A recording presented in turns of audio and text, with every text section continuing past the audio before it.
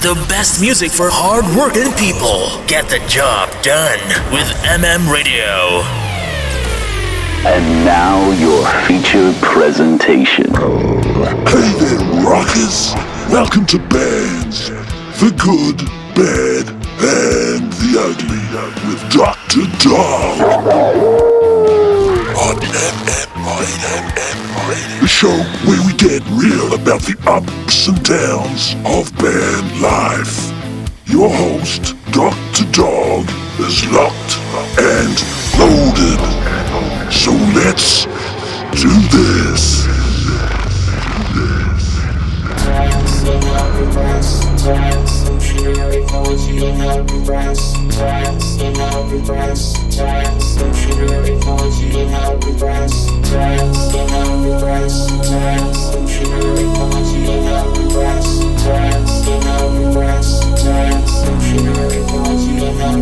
The pain washes the world away.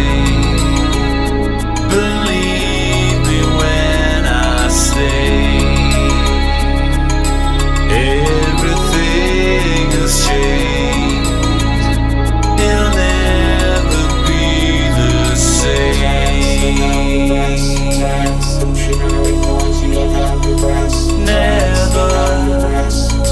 Never be the same.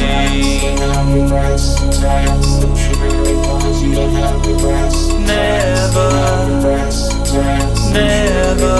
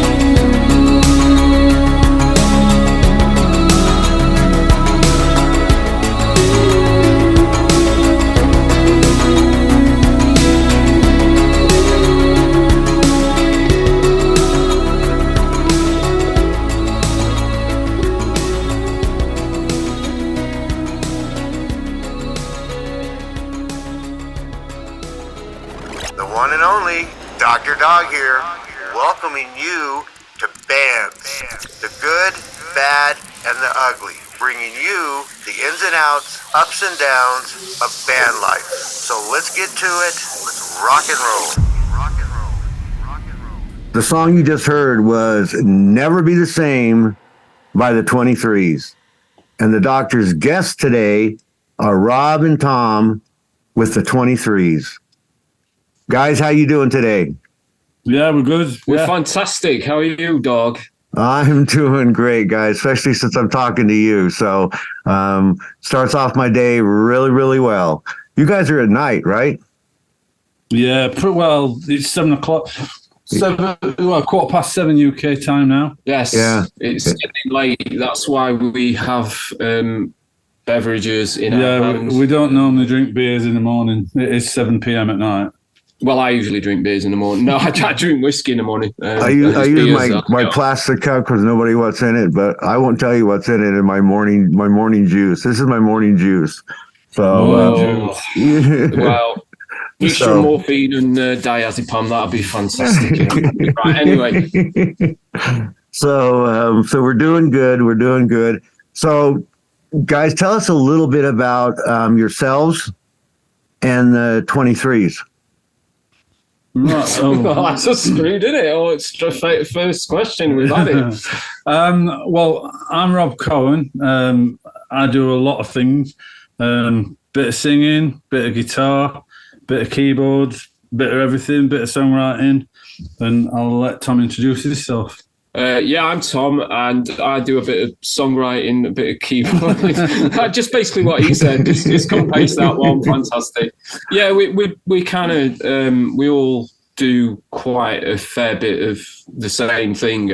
We're more of, at the moment, of a studio-based outfit. I think at the moment we've all done the live thing before, and now we're just kind of retired to studios and bedrooms and wherever we can make music, basically. There is a larger plan on everything, but maybe we'll get to that over the course of the interview. Yes, there may be a larger plan. Well,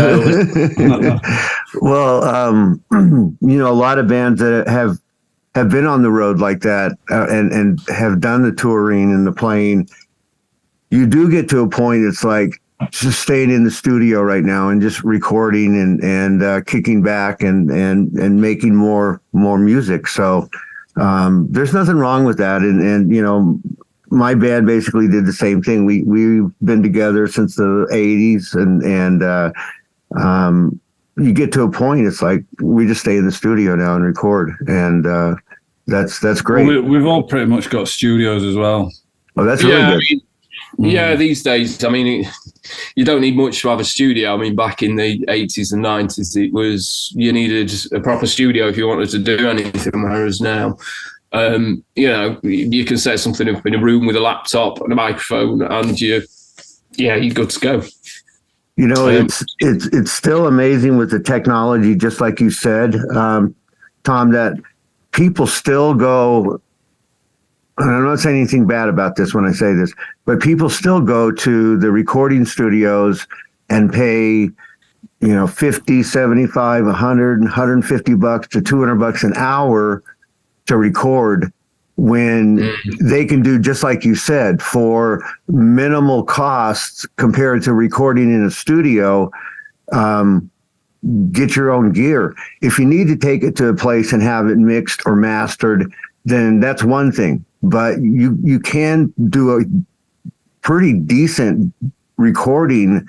And then, like I said, if you don't know how to mix it or master it, take it into somebody that does, and you save a shitload of money. Because, as you guys know, and if you don't know, listeners and starting bands, when you're in a recording studio, you pay for the time you walk in that door.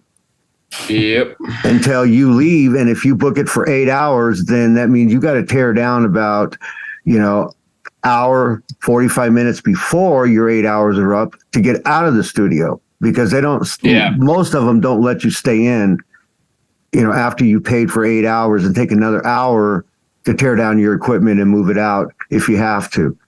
And the clock's running. I mean, I still think, there was some fantastic records, don't get me wrong, made in the studios, especially in the 70s and 80s. Oh, yeah. There were some really great studios out there. And if you were a signed band, you could go into these absolutely beautiful studios with all the multi-track tape machines, the 24 tracks. And I have some absolutely amazing people there, people who knew the shit, what we were doing, the recording engineers. And you'd have the really good, equipment. But I think nowadays, the kind of studios that are out there aren't really that good, to be honest. I mean, there are a few big ones left that are really, that are good, but you pay a lot of money for them. I think that the reality is that these days, especially starting off as a band, or if you're a young band, it's tough to sell anybody to go in the studio, to be honest. Well, it is, So, but still for the younger guys, and it looks like Rob's going to be joining us here real quick. Oh, wow. All right. Welcome, Rob. There he is. Rob. There he is. How you doing, Rob? I'm good. Sorry I'm late. That's all right, dude. That's all right. Did you decided to turn up? Did you go to the office and get a pass to let you in? No. I've got a 1-year-old, so I was feeding him, and then there's no rock and roll story here. So no, the guys told me that, and that's phenomenal, dude. That you take care of your children, your family, and so to me that's thumbs up. So, but it's nice to see you. Nice you to be here. So, it's lovely to see you, Rob. I mean, you're looking very sexy. Suave. I might say that. Sexy, suave. Yeah. In control, large and in charge. Yeah, very much. What have I missed? Well, we not much. I've just been calling you a knobhead for the last 20 minutes of the interview. Basically, that's how the interview's gone. I've just spent it saying, don't invite Rob on because he's a bit of a dick. He said that. He said you're a big wanker, and he said don't if he comes on, don't invite him in. So I said, well, you know what, my finger just slipped there, Tom. So I'm sorry. He got in anyway, but I appreciate that. Thank you. No, we're just pulling his leg. We love Rob. He's the best part of the band. Yeah, he is. Rob is a guitarist and a songwriter. And in fact, introduce yourself, Rob. Yeah, Tell everyone what you do in the band. Yeah, that's where we're at, Rob. Okay, so if the band was a car, I'd be the crumbs that go down the back of the seat that you can't hoover out. Oh, Rob, no.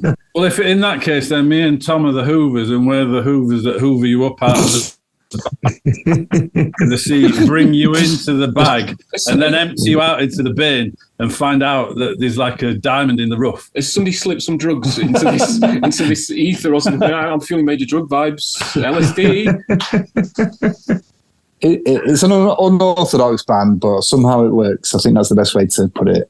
Can I ask Rob a question? Rob, were you thrown when you saw the death mask on the dog?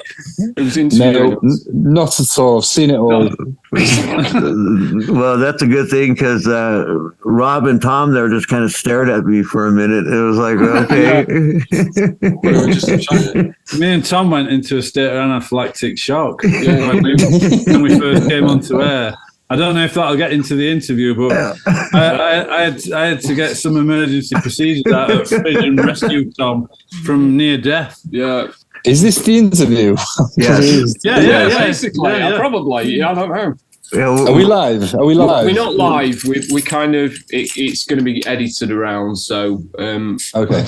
So no, we were just basically at the point of the interview of just telling us and telling the doctor and the listeners about yourselves, and tell me a little bit about the 23's. A project that started in 2019. Tom and I were working on an album many years ago. Never got finished for various reasons. And then we got back together. Then I don't know if you guys had it over there. Something called COVID. It was a small kind of just a small cold that went around the world. Yeah, for a couple of days. So we were out of action for a bit, and then we continued to write songs, and we wrote good songs, we wrote bad songs, we wrote fun songs, we wrote everything you can think of, and we had not hundreds, we had well over triple figures of demos, and we thought, what are we going to do with all this stuff? Some of it is great, some of it was just passion projects, and we after many iterations of what we were going to do, we decided let's do a song a month and see what happens. And some songs will stick, some won't. But let's try and get everything out there and just see where it goes. So been on the ride now. 7 months? 8. We're on 8 months. 8 months. No, 8 months. Yeah. 8 months. 8 months in 8 singles out, up to date. Yeah. So we're really enjoying it. We've hit our target of track a month on the 23rd of every month so far. There's going to be a lot of surprises along the way because the styles are I mean, at the moment it's been quite electro and there's been some rock elements, but yeah, there's country to come, there's punk to come, there's just, we write song. I mean, ultimately we're songwriters masquerading as a band, I suppose. Is that fair to say, Rob? I don't know. Heavy bro, heavy bro. Yeah, I mean it's pretty simple. We write songs.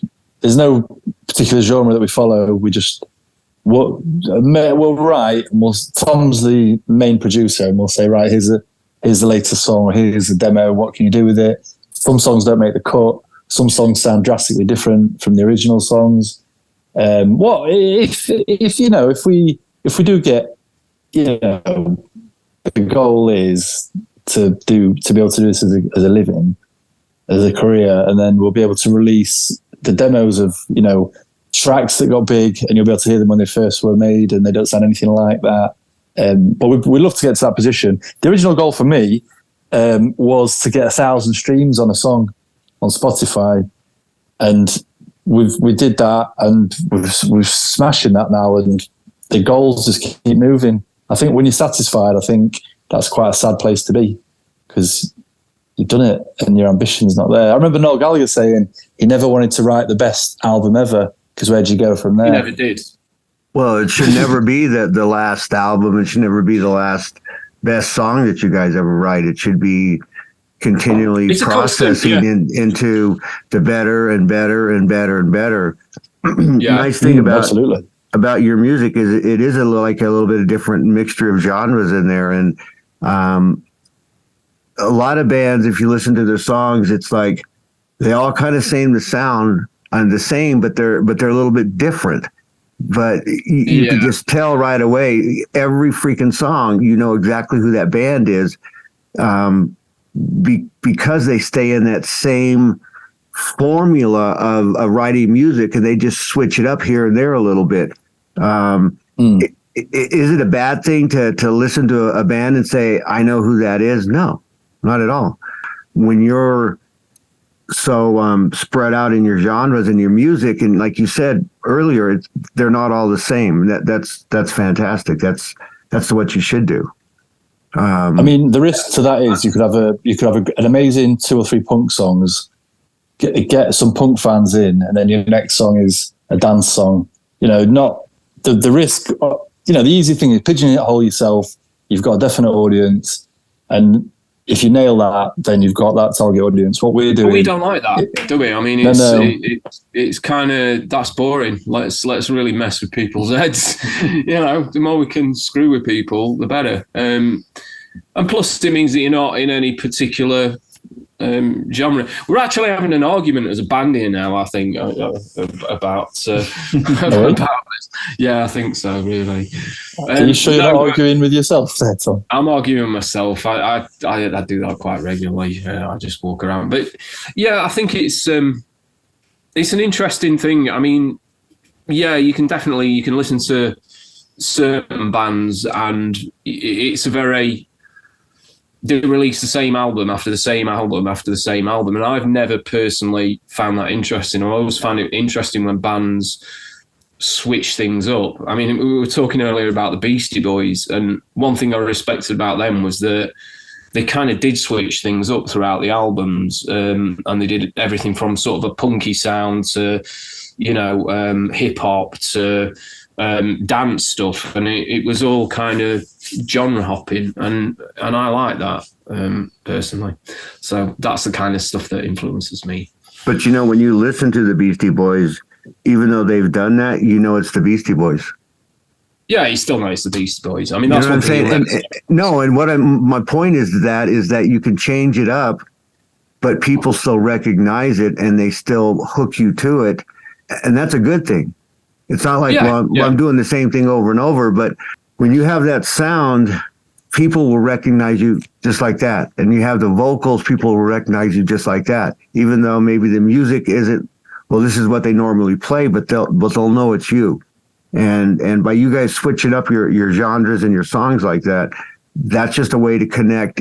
Like you said, maybe the punk side of your listeners will like that. Doesn't mean that every song is going to be like that. Maybe not every song they're going to listen like that, but hopefully people are more open-minded and just say, well, this is all I listen to, and I'm not going to listen to this other stuff because it's not punk. Well, I think things have changed up as well when you look at it, because, I mean, the way that people consume music now, like when I was growing up, it was you bought albums, and so you listen through, a full album, and then you put another album on if you wanted to listen to something else. Whereas now, people are connecting on things like Spotify, YouTube, Apple Music, whatever, and they're listening to lots of different genres on there, so like they can go, like sometimes I'll be on the bus and you'll hear some kids blasting some stuff out, and they'll be listening to some mod music 1 second, and then they'll be on a bit of funk and then a bit of punk and things like that. So I think I don't think it matters so much anymore what genre you do actually do. I like the idea of sort of just going, yeah, we're going to do that. But, at the moment we're working on a country track, and it's a bit like the Eagles. And the track before that sounds a bit like Depeche Mode that's coming out next month. And so it's kind of like really changing things up. And then the track after that's going to be a dance track. So, yeah, it's just like, well, whatever. It's, if people, I don't care if somebody likes it, then that's the aim of the game, is that somebody gets it somewhere. And if it's one particular audience, great. If it's another audience, fine. If whoever listened to our first track doesn't like our second track, that's fine. It's the reality, I think, of where we are now with streaming media. I don't think it matters.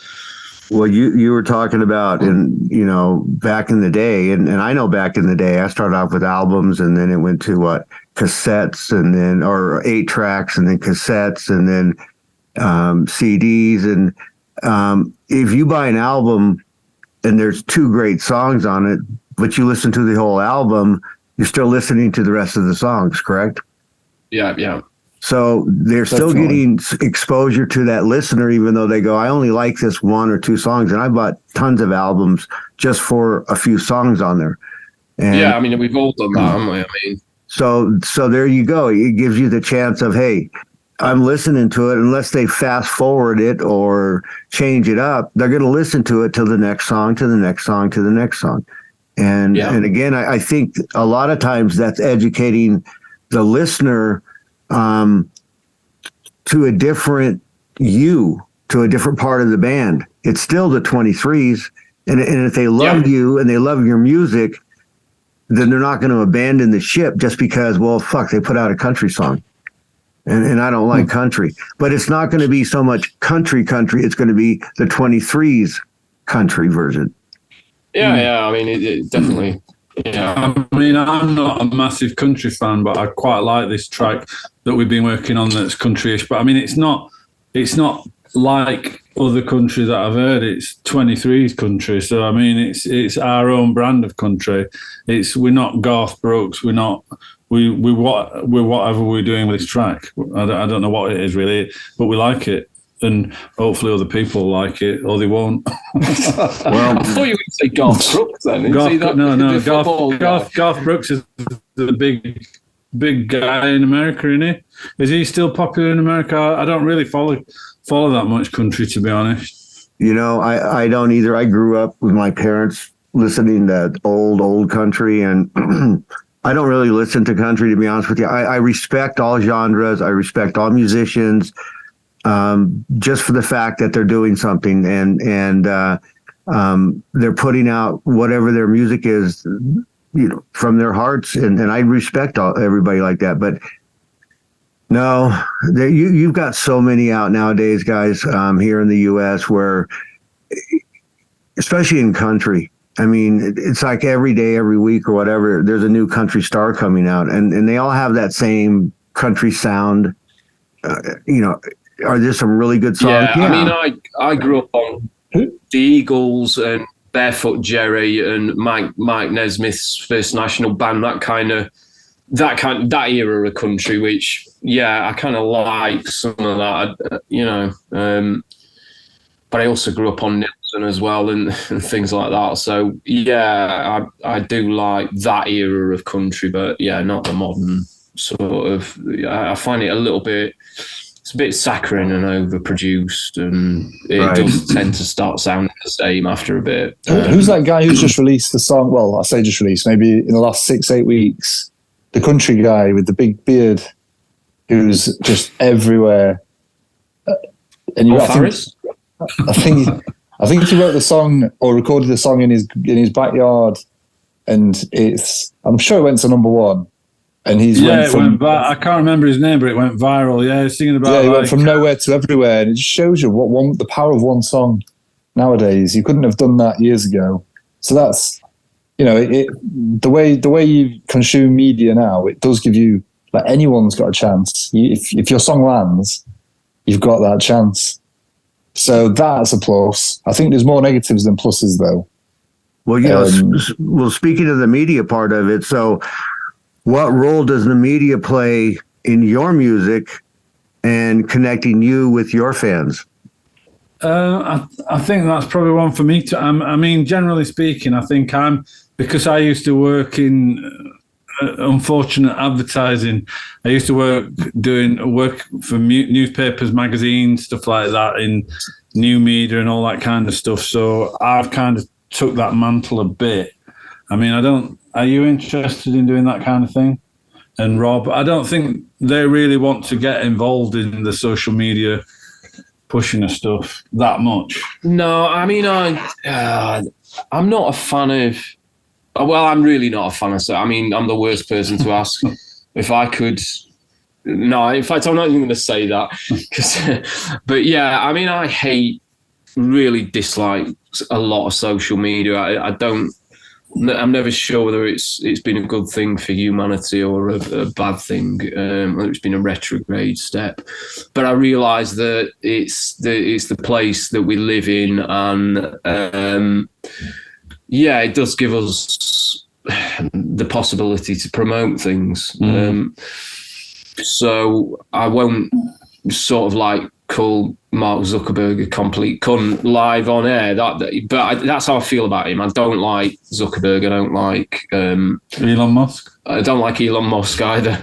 I just think that they're destroying society. But anyway, let's get back to the bit about media. 1 second. I'm going to leave. Tom's disappeared. I think basically I'm the person that's kind of took hold of the steering wheel in that department. So because of my past work and jobs that I've had, like kind of doing marketing, and I've kind of hated it in the past. It's what I've done for a job, but I've learned it inside out, and that's what I do for the band. So I'm the person that's thinking, how do we get out there on social media? How do we get noticed? Because there's thousands of brilliant bands out there making amazing music in the bedrooms. There's so many good bands these days, but the problem is with so many, it's so there's so much going out all at once. How do you get noticed? It's like you're screaming in a crowd saying, like, listen to us. You might like us. You've got to get noticed. And unfortunately, as much as I don't like advertising, social media, it's necessary today. I mean, if you don't do it, then I guess you're missing a trick. And even if you do it, you still might not get noticed. I mean, that's how difficult it is. So you've just got to do your best, really. You've got to write. I mean, first and foremost, you've got to try and write good material. But that doesn't even guarantee you're going to have any success these days. I mean, you might be writing the best singles, the best albums ever, but if no one knows you're doing it, I mean, you could be one of those lucky bands, people that, like, you drop a couple of tracks on CD to friends and stuff like that, and then word of mouth just, like, absolutely blows you up. I think that's kind of what happened with Arctic Monkeys over here in Sheffield, and it's happened with a few other artists over years, but I mean, the chances of that happening, pretty slim. I mean, even if you've got great material. So you've just got to get heard. You've got to get on radio shows like this, get talking about what you're doing. People listen and they think, well, that's my bag or not. It's you literally just have to get on with it. I don't know if that's the right answer, but that's my answer to it anyway. Have you got any input on this, Rob? Yes. Have you got a cunning plan? A cunning plan. I don't think there's any right and there's any wrong. I think it's an amazing tool that you can write a song in your bedroom and put it out to the world that same day. You don't have to record onto a cassette.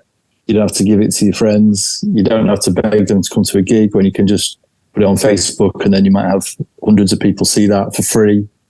I think to hate, I don't know, it's very cool to hate people like Zuckerberg, but we use his product, and for the harm it does good as well. You know, I've got a family around the world that I can speak to for free and see into their lives through Facebook, which is something I feel really blessed to be able to do. But on the other hand, if I want to promote something and it costs me X amount of money and I hope it gets seen by the right people, it's just a new way of doing things. And any change is good and bad. You know, some people venomously hate it, don't really understand why. And some people, yeah, like you, I didn't want to say that. Hello. So Tom hates Mark Zuckerberg, yet uses his products. So does he really hate Mark Zuckerberg? Probably not. It's a deep conversation.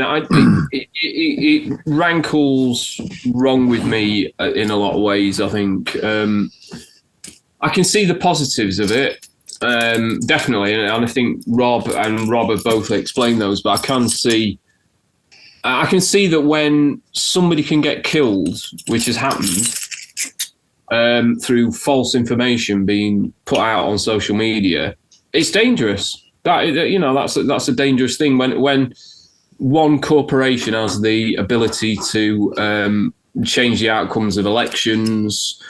I think that's dangerous, and I think it needs regulating, if nothing else. And that's really my gripe with it is that I think, there are some fantastic things. It's great to be able to do what we're doing. You know, we would never have connected were it not for the power of Facebook and, social media.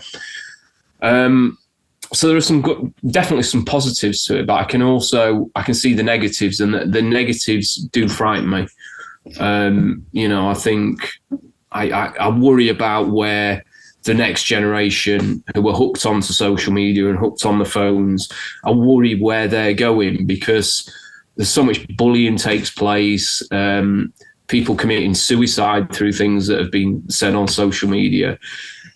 I do find that there's a dark side to it and there's a positive side, and I think it's worthwhile keeping your eye on both sides of it, because otherwise we sleepwalk into bed. Sleepwalk into bed, yeah. We kind of sleepwalk into like that dystopian future that nobody really wants. Anyway, nice cheery chat from me tonight. But you're right. The social media is filled with a bunch, and I call them cowards that like you said, bully and pick on people, and and it's sad.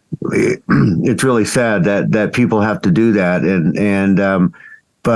and you're right. People are, especially young ones, are taking their lives every day because of things that are posted on social media, especially the kids that are in school still. Because why? Well, everybody in the school saw it now. I mean, back in the day, it'd have to go through this person, this person, this person, this person, this person, this person to get to the whole school, which it normally wouldn't. But nowadays, I can post something right now and, thousands of people are going to see it, especially my schoolmates. Yeah, I find it a worrying time. I think it's, I don't know what the answer is. I mean, I think definitely better regulation needs to take place. But the sad thing about that, though, Tom, is that it won't be, because it's about the big dollar. Yeah, well, money always talks. And, you know, so they're going to control Zuckerberg. They're going to control Musk and not really control them, but contribute so much money that they'll keep things from us. They'll change things from us. They'll kick you out if they don't like what you say. But musicians aren't in that, I believe, in the same group, because we're putting stuff out there that's good. We're not bad mouthing. We're not saying shit about other people. We're doing what you love and putting your music out. So I think, except for the cowards that like to criticize your stuff, I think we're in a safe mode in the internet that we don't have to worry about the other bullshit affecting your music as much as we do it affecting the listeners or the people that are reading on Facebook and Twitter and everybody else, because those are the ones that believe that bullshit. And it's most of it's not true, but people believe it. And so I think the musicians are safe in that aspect.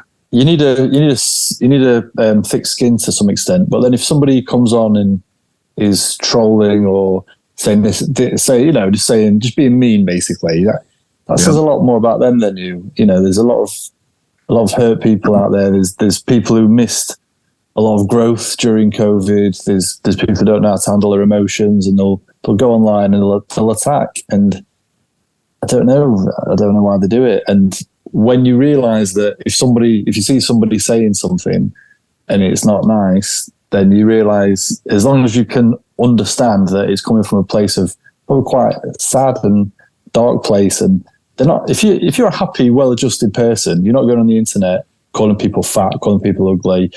You're probably in a very dark place, and people attack back because they don't understand that, and it just escalates. And yes, I don't know. But I mean, go back to the 90s when I was growing up, you've got, there'd be a shooting, blame it on Marilyn Manson, blame it on video games, blame it on, bad things happen, and you can't just, if something happens to you, your reaction is to try and find some blame, say, oh, it was them, or this is why this happened, this is why it happened. But sometimes things just happen, and I don't know.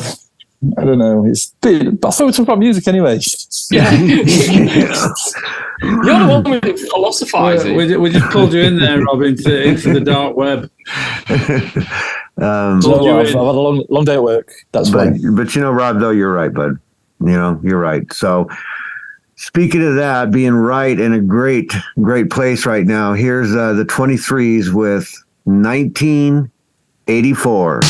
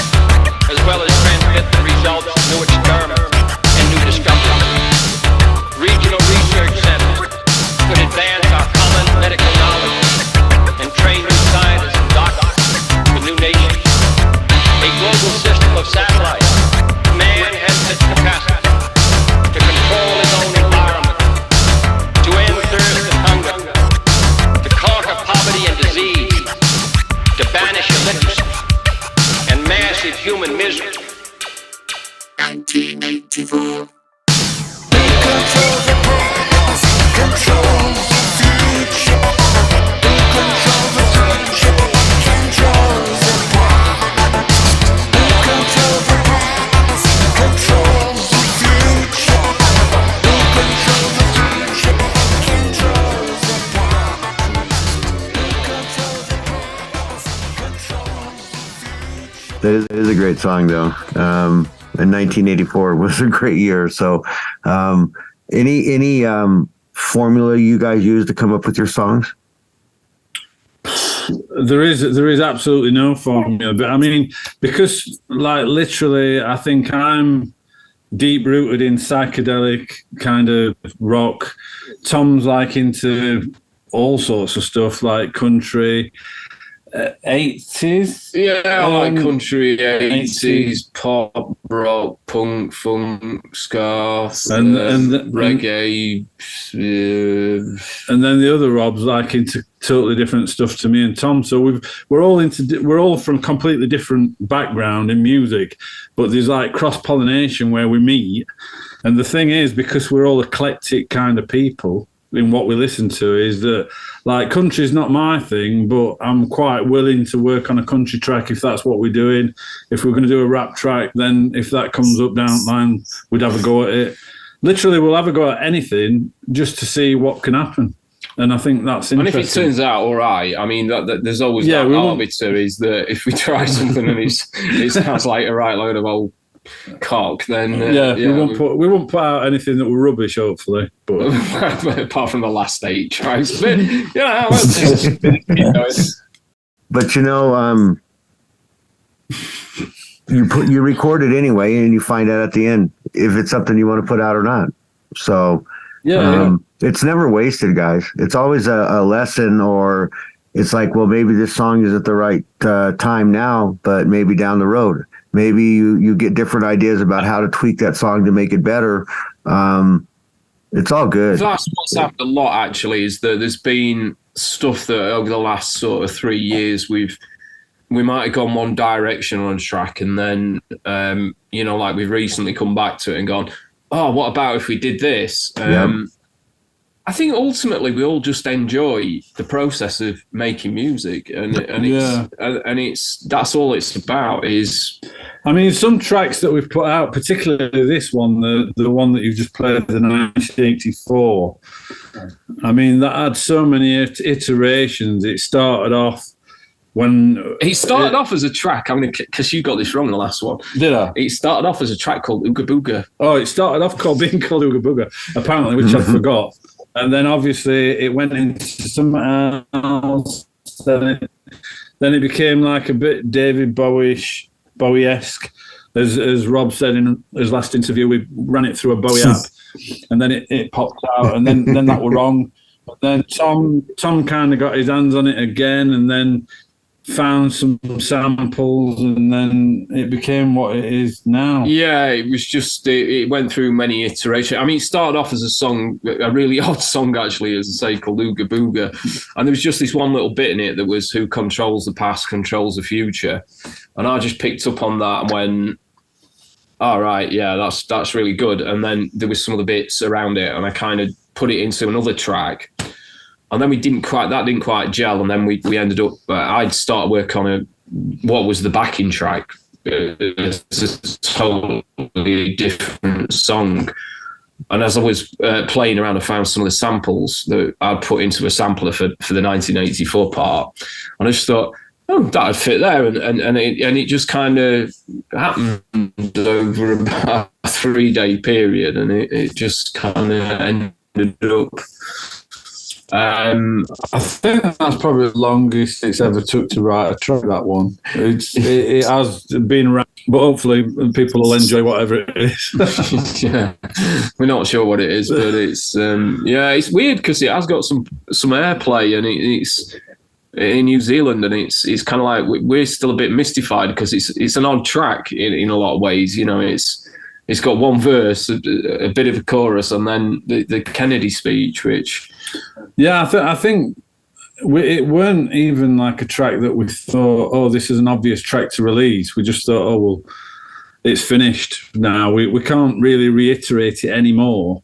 And this is the best version of what we've done.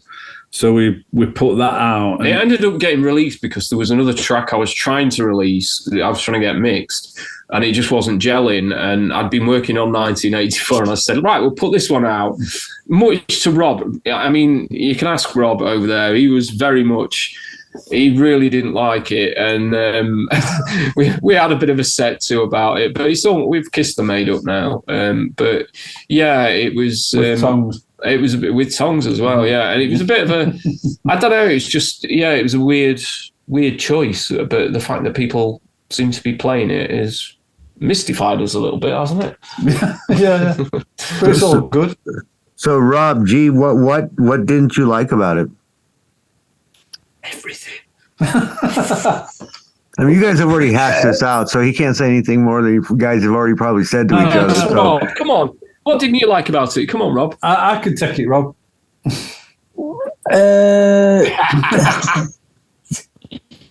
It was more... Don't try and be poetic, just be honest. 1984, obviously George Orwell, there's a lot of, it's been talked about a lot since COVID and since the Big Brother watching you and all that. And I just thought, are we kind of, second song, are we putting something too obvious out? That's what I thought. And there's a song, of all the songs, it's not that I don't like it, I just think we had a lot stronger songs. And I thought, we've got a strong first song, and the second song could lose people who don't come back, or it could cement us. So I thought, it's almost like the second album. When you do your second album, then people know that they're going to be on with you for a long time. If like people are going to stick with you, or you're going to lose people on the second album. And that was the same thing with the second track. I thought, I really want the second track to blow it out of the park. And I think, in my opinion, for what it's worth, not much, we put the weakest song out of the collection of songs that we had ready to go. That's all. I just want to put it out later down. We have got some absolute belters that we just haven't released yet. We haven't released and that we're working on. And it's... But then again, the thing is about music, as we all know, is that, I mean, we've got a group of songs that we haven't even released yet that we think are good. We think, oh, these are our best tracks. So we'll maybe not put them out first and slowly work up on it. But when we get to putting out what we consider our best tracks, they might be the worst ones that go down. You just don't know, do you? No, I mean I said that right at the beginning. I said it was, you can't second guess what people are going to pick up on.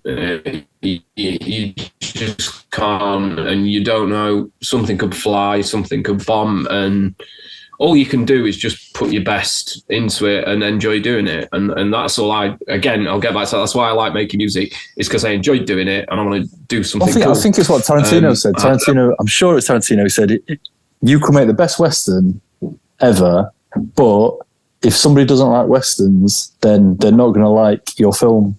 And it's the same with music. You could write an absolutely amazing classical track, but if I don't like classical music, it's very unlikely that the track is going to speak to me how it speaks to others.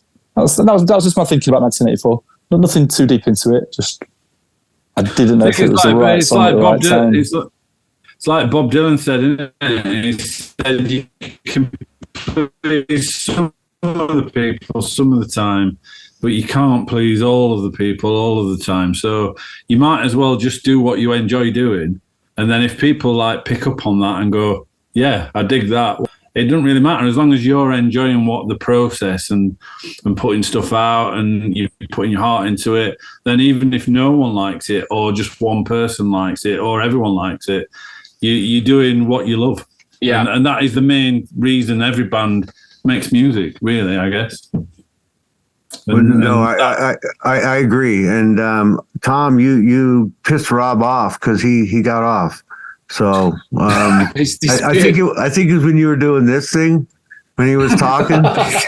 I think that might have upset him a little bit. I was going to say that, So I don't know what to say to that, guys. We have a very they've got a strange relationship. we have a very jocular friendship, and we both try and wind each other up as best we can. And this is just a fine example of trying to do it behind the scenes. But I actually did it. I realised as I was doing it on camera, so I was giving him the wanker signs. Not clever, but and it's not very grown up, but it amuses him. We might get him to come. We might get him to come back later in the interview, maybe. I was going to say that maybe a couple of minutes down the road, but I tell people because sometimes people take when you give them a hard time the wrong way. I give people a ton of shit, and it's because I like them. If I didn't like you, I'm not going to say shit to you. So it shows the bond you guys have, that you can do that with each other and not take it so personal, like, well, you hurt my feelings and you shouldn't say stuff, fuck that. You should say what you need to say.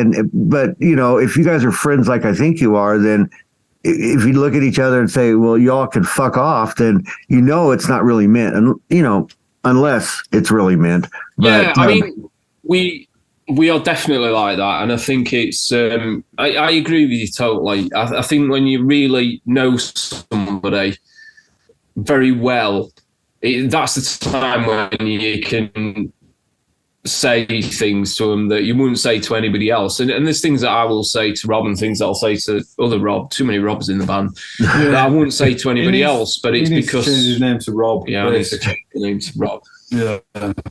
You could be the 3 Robs instead of the 23s. See, there you go. 3 Robs. We're all trolling each other. The 3 Robs, the 3 Robs. Yeah, I don't want to be a Rob. But that again, I mean, when you can do that, I don't want to be associated.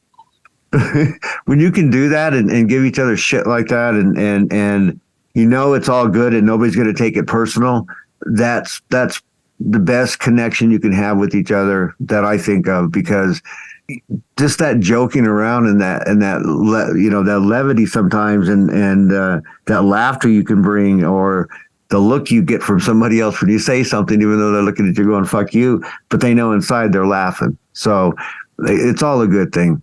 It's all a good thing. I've always sort of gone with the thing that, you got 2 choices when like when you're on your own, you're on your own. But when you're out and about and you're with friends and even people you don't know, strangers, whatever, you can either try and make their day better by making them laugh, by laughing, by smiling, by whatever, or you can make the day shit. And I've just always wanted to make people laugh. It's just something that's in me. I prefer to see people smile. I think it's a great emotion when you have that connection, when somebody else smiles or they laugh, or that to me is fantastic. But I will explain at this point that I'm autistic, what is classed as high functioning autistic. So I've always found reading people kind of a bit of a mystery anyway. But I learned quite early on as a kid that, you got that choice. You could either kind of try and make people laugh, even if it was a bit at your expense, or you could, just make the day crap. And I'd rather make people happy. But that's... and the way I make Rob happy is by just slagging him off all day, every day. He gets some real grief off me and he gives it back. Oh, he's back. He's back. Rob. We thought you'd gone because I gave you wankers.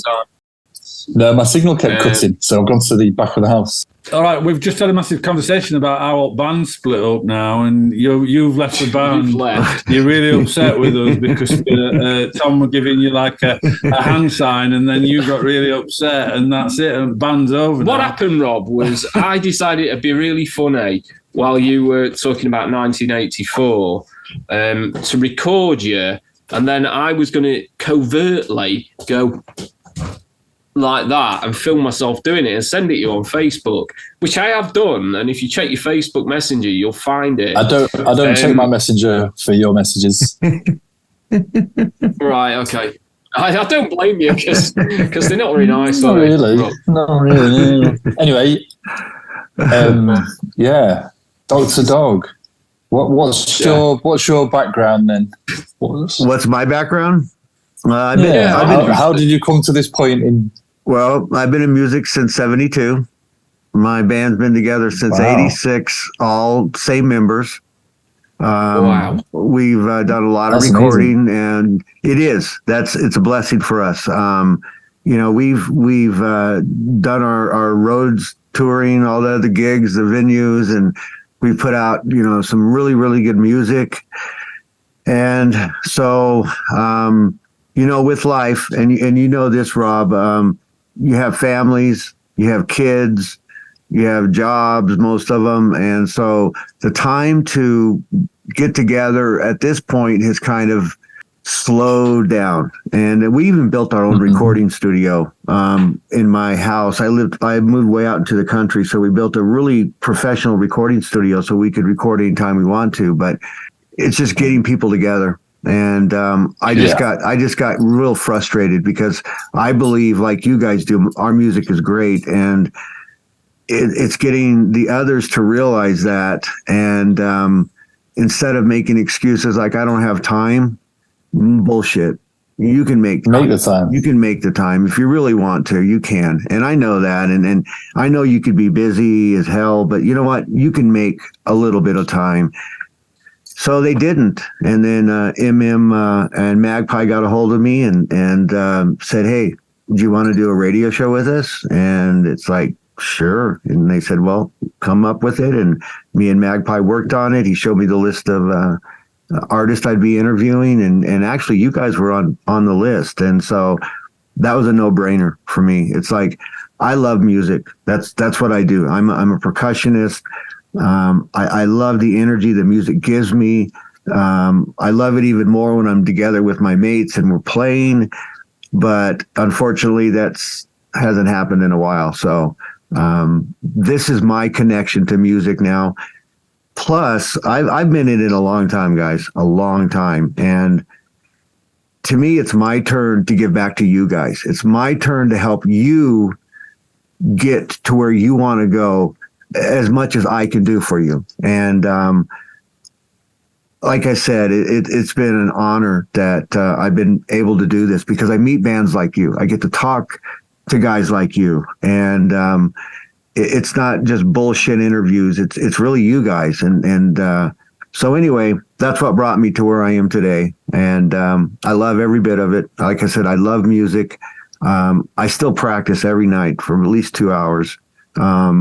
Oh, amazing. But I've been playing, like I said, about over 45 years. I don't want to say any more because then you'll know how old I am. But I've been playing a long time. And but I love it. That's my thing. When I get off my kit, I just have this energy and this feeling that and again, remember, guys, I started in the 70s that no drug ever gave me or no liquor ever gave me. When I get off my set, I'm just like pumped because I love playing. I love playing music. And to me, that's it. I never cared about anything else, to be honest with you. Where we went, if we made money, we played good music all the time. And I just loved playing with my mates. They're just fantastic guys. And I couldn't ask for more. But then you see, I love that. It's the love of music. And I look at it this way. Not everybody's going to like our stuff. It's not everybody's genre, but that's okay. Just respect other artists, respect the music. You don't have to listen to it. And I'll tell you right now, there are artists that I've listened to and been sent that, we haven't set up for interviews that they put out great music, but it's not my genre. It's not my music that I like, but I like to listen to all music, but it's not what I put on my playlist or listen to personally.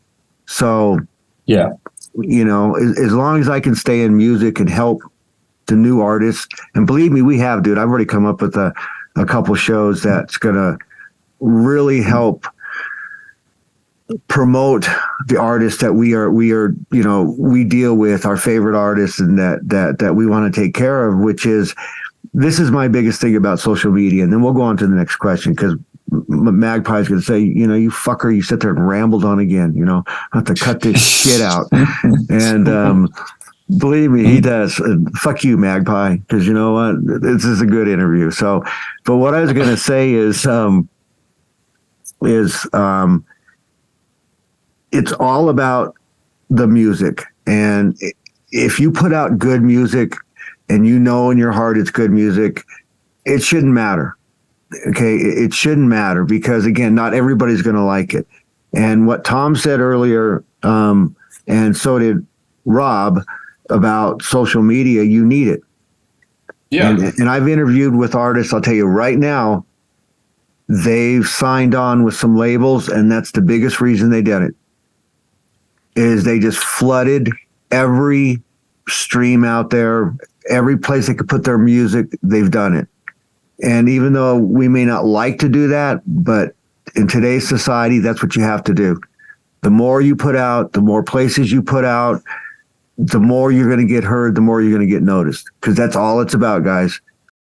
Ultimately, I would absolutely love to be in a position, and one of the reasons we set up Channel 23 Records was, I think long term, I'd just love to be able to get a studio built up that's, I know what good studio gear is. I'd like to be able to put some good gear in and just let people who I like, because I'd have to have a connection with the band, but to bring them through there, no deals, as such, but just to try and help them get a leg up and do some great music out there, because I think, the record label model's broken. I think Spotify and those sort of things are broken as well, because they pay peanuts really, and it's just not enough to sustain a band. I'm always trying to think of the angle of how, well,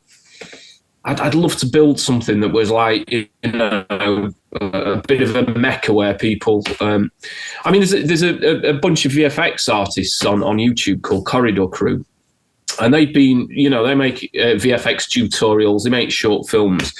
And I think they've done something amazing, because lots of people have learned off what they've done. And they just started as, a couple of young kids making shorts in the bedroom. But they've now, they've got an app, and they've got their own sort of thing where you can pay monthly to subscribe to their channel, and you can watch exclusive content and things like that. And I think, that's brilliant, because they're getting around that whole lack of money on YouTube that they make, because they want to have a decent VFX studio. They want to be able to make these films and bring people along and show people what is possible. And they're making, stuff that's kind of Hollywood standard, on a budget, on just normal. Me, that's kind of like, I'd like to build a new mecca in the digital age, but like, whether it'll ever happen, I don't know. It's money, isn't it? But it can cost. It can cost a lot of money. Going off what Tom said there, what's kind of disappointing, and I guess a lot of bands will feel this in a lot of cities, is that I guess some cities will have bands that have become really popular, that have done really well. And the thing is that, I don't know if it works the same in all cities, but I've found in Sheffield, a lot of bands that have done really great out of Sheffield have disappeared. They're not in Sheffield anymore. They've either gone to America, or they've gone to London, or they've gone elsewhere, or whatever. And there's not many artists that like kind of pay back to pay back into their city, or pay back in, and because that doesn't happen across all different cities and everywhere, I guess that all bands are kind of starting from scratch on everything. I'd like to think that if we ever got that like lucky break that every band wants, that we could have the time. I think that's probably the thing that stops a lot of these bands, is having the time to be able to pay it back. I'm not dissing them, because I guess time is a factor, but I'd love to think that we could, like Tom was saying, he'd like to do something that's like a mecca, where you could bring in all that talent, and then you've got like a name that you can say, right, we've found some more good stuff. Check this out. I mean, that'd be amazing. And I wish more bands would do stuff like that, and more people do that in general. But I suppose you've got to think anyone that's like massively successful, I guess it's that thing of like, it took me bloody ages to get here. Why do I want to share it with you lot? So I guess it's that like kind of a bit selfish, or a bit like, I want to stick here as long as I can and make as much money as I can. But I mean, I don't see a point in that really. I mean, we're either all in it together or we're not in it at all, I guess. Yep. No. That's how I see it. If I can just interject, I know we're on about something here, but don't kick that over. Yeah. One of the problems with this is my dad was in a band in the 60s. He played with a chap called Dave Berry. And they had some hits. With one of the songs was called The Crying Game. And the thing was, Dave stayed in Sheffield, and he had some hits, had some top 10 hits, got big in Holland and things like that, in Amsterdam. But he stayed in Sheffield, and he never really kind of saw that upwards trajectory. And there were other players with him, like people like Frank White, who was an amazing guitarist. But again, he stayed in Sheffield. He was very Sheffield based. And they never saw the success that they deserved. Whereas the artists that were in Sheffield, who left Sheffield and went to London, they've fared a lot better. Once they get out of the city, they seem to fare a lot better, but they never bring anything back into the city, which is just, it really, really fucks me off, to be honest. I just find it, we had the Arctic Monkeys from Sheffield, and who are a great band, by the way. They're a great band, but they all left and didn't bring an awful lot back. I just wish they'd.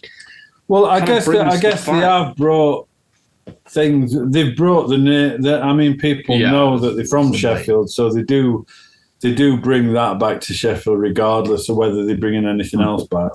So what would they bring back? What would you see? What would you like to see other bands bring back after they've left? I just wish, I'd love to see somebody just open, like what I was trying to say, a decent studio in the city, which is free to use, that bands can go in, and the rehearsal rooms that are free to use, so people aren't getting ripped off with shitty gear. Because you go in these rehearsal rooms and you pay, I don't know, 15, 20 quid, and it's just all this flea-bitten gear that's falling to pieces. And yeah, I'd just like to see that kind of thing brought back into the city, just the facilities for the next generation of bands to get lifted up, or at least stand the chance of getting lifted up. And I don't see enough of that going on. I guess you do see like bands out of Sheffield that have gone out and become successful come back to Sheffield if they do. I mean, one things that gets a lot of people in Sheffield angry is that bands that become big in Sheffield never actually play Sheffield again after they've become big.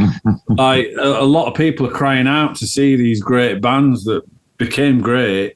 They left Sheffield, and then like, when are they going to come back and play Sheffield? And then they don't come and play Sheffield again.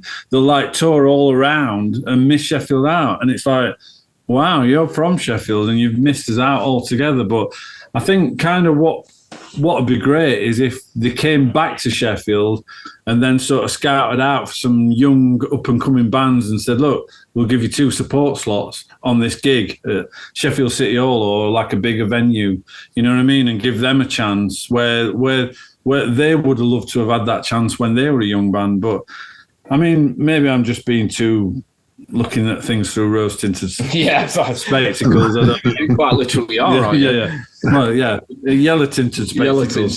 Spectacles. But you know what Tom's saying is the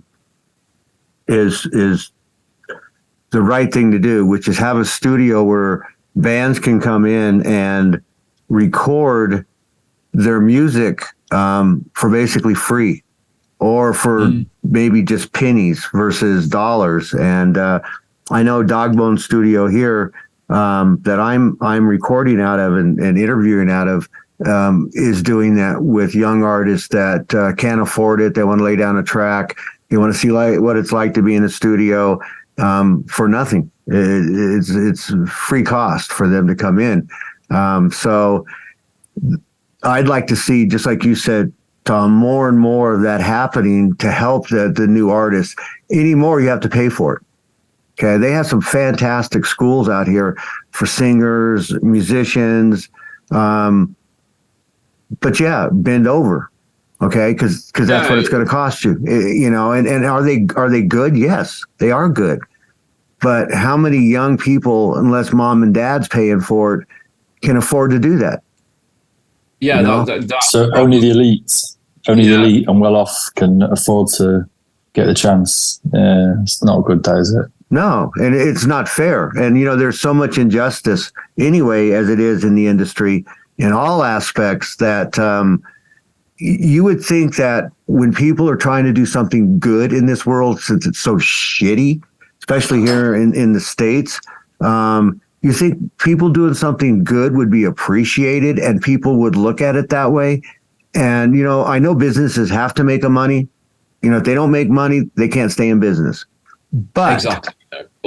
You know, there's a difference between making money to stay in business and helping out artists because you believe in the music versus, you know, bending them over and taking all their money and giving them sometimes shitty tracks, you know, and a lot of times. Very sleazy people out there in the business as well, you know, that aren't very friendly to, you know, I mean, there's a very laddie culture in studios, you know, it's a bloke culture a lot of the times. And I sort of find that you don't see a lot of young female audio engineers coming through and things like that. And I think it's sad really. I think we've created a bit of a weird environment. And not only that, I think there tends to be a thing out there. I mean, I've noticed over years is that like bands and up and coming bands are a bit preyed upon by a lot of people. So you have these kind of like people that have these schemes where they think like, we'll message them and say, oh yeah, we really love you guys. Like, why don't you do something with us? You've only got to pay us like £200 and we'll put you out on this and do this. We'll put you on this vinyl that we're doing. And there seems to be a lot of like kind of iffy money making schemes where people like, musicians don't make a lot of money anyway compared to a lot of other sort of like jobs. But there's a lot of people out there kind of preying on the people that are like just coming up into it, trying to take the money and use them in the hope that like, oh, this is going to do me some good. I'll pay this person this money to get me here, to get me there, and then nothing's delivered, or it's not really what they've been sold. No, I think that's really sad. It's all shit, and I do all the promotion for our band, and believe me, dude, they've got quite a bit of my money in the early times because you believe in it. You believe in them. You want to believe in them. They, like you said, they make it sound good, and they end up either just taking your money and they're gone.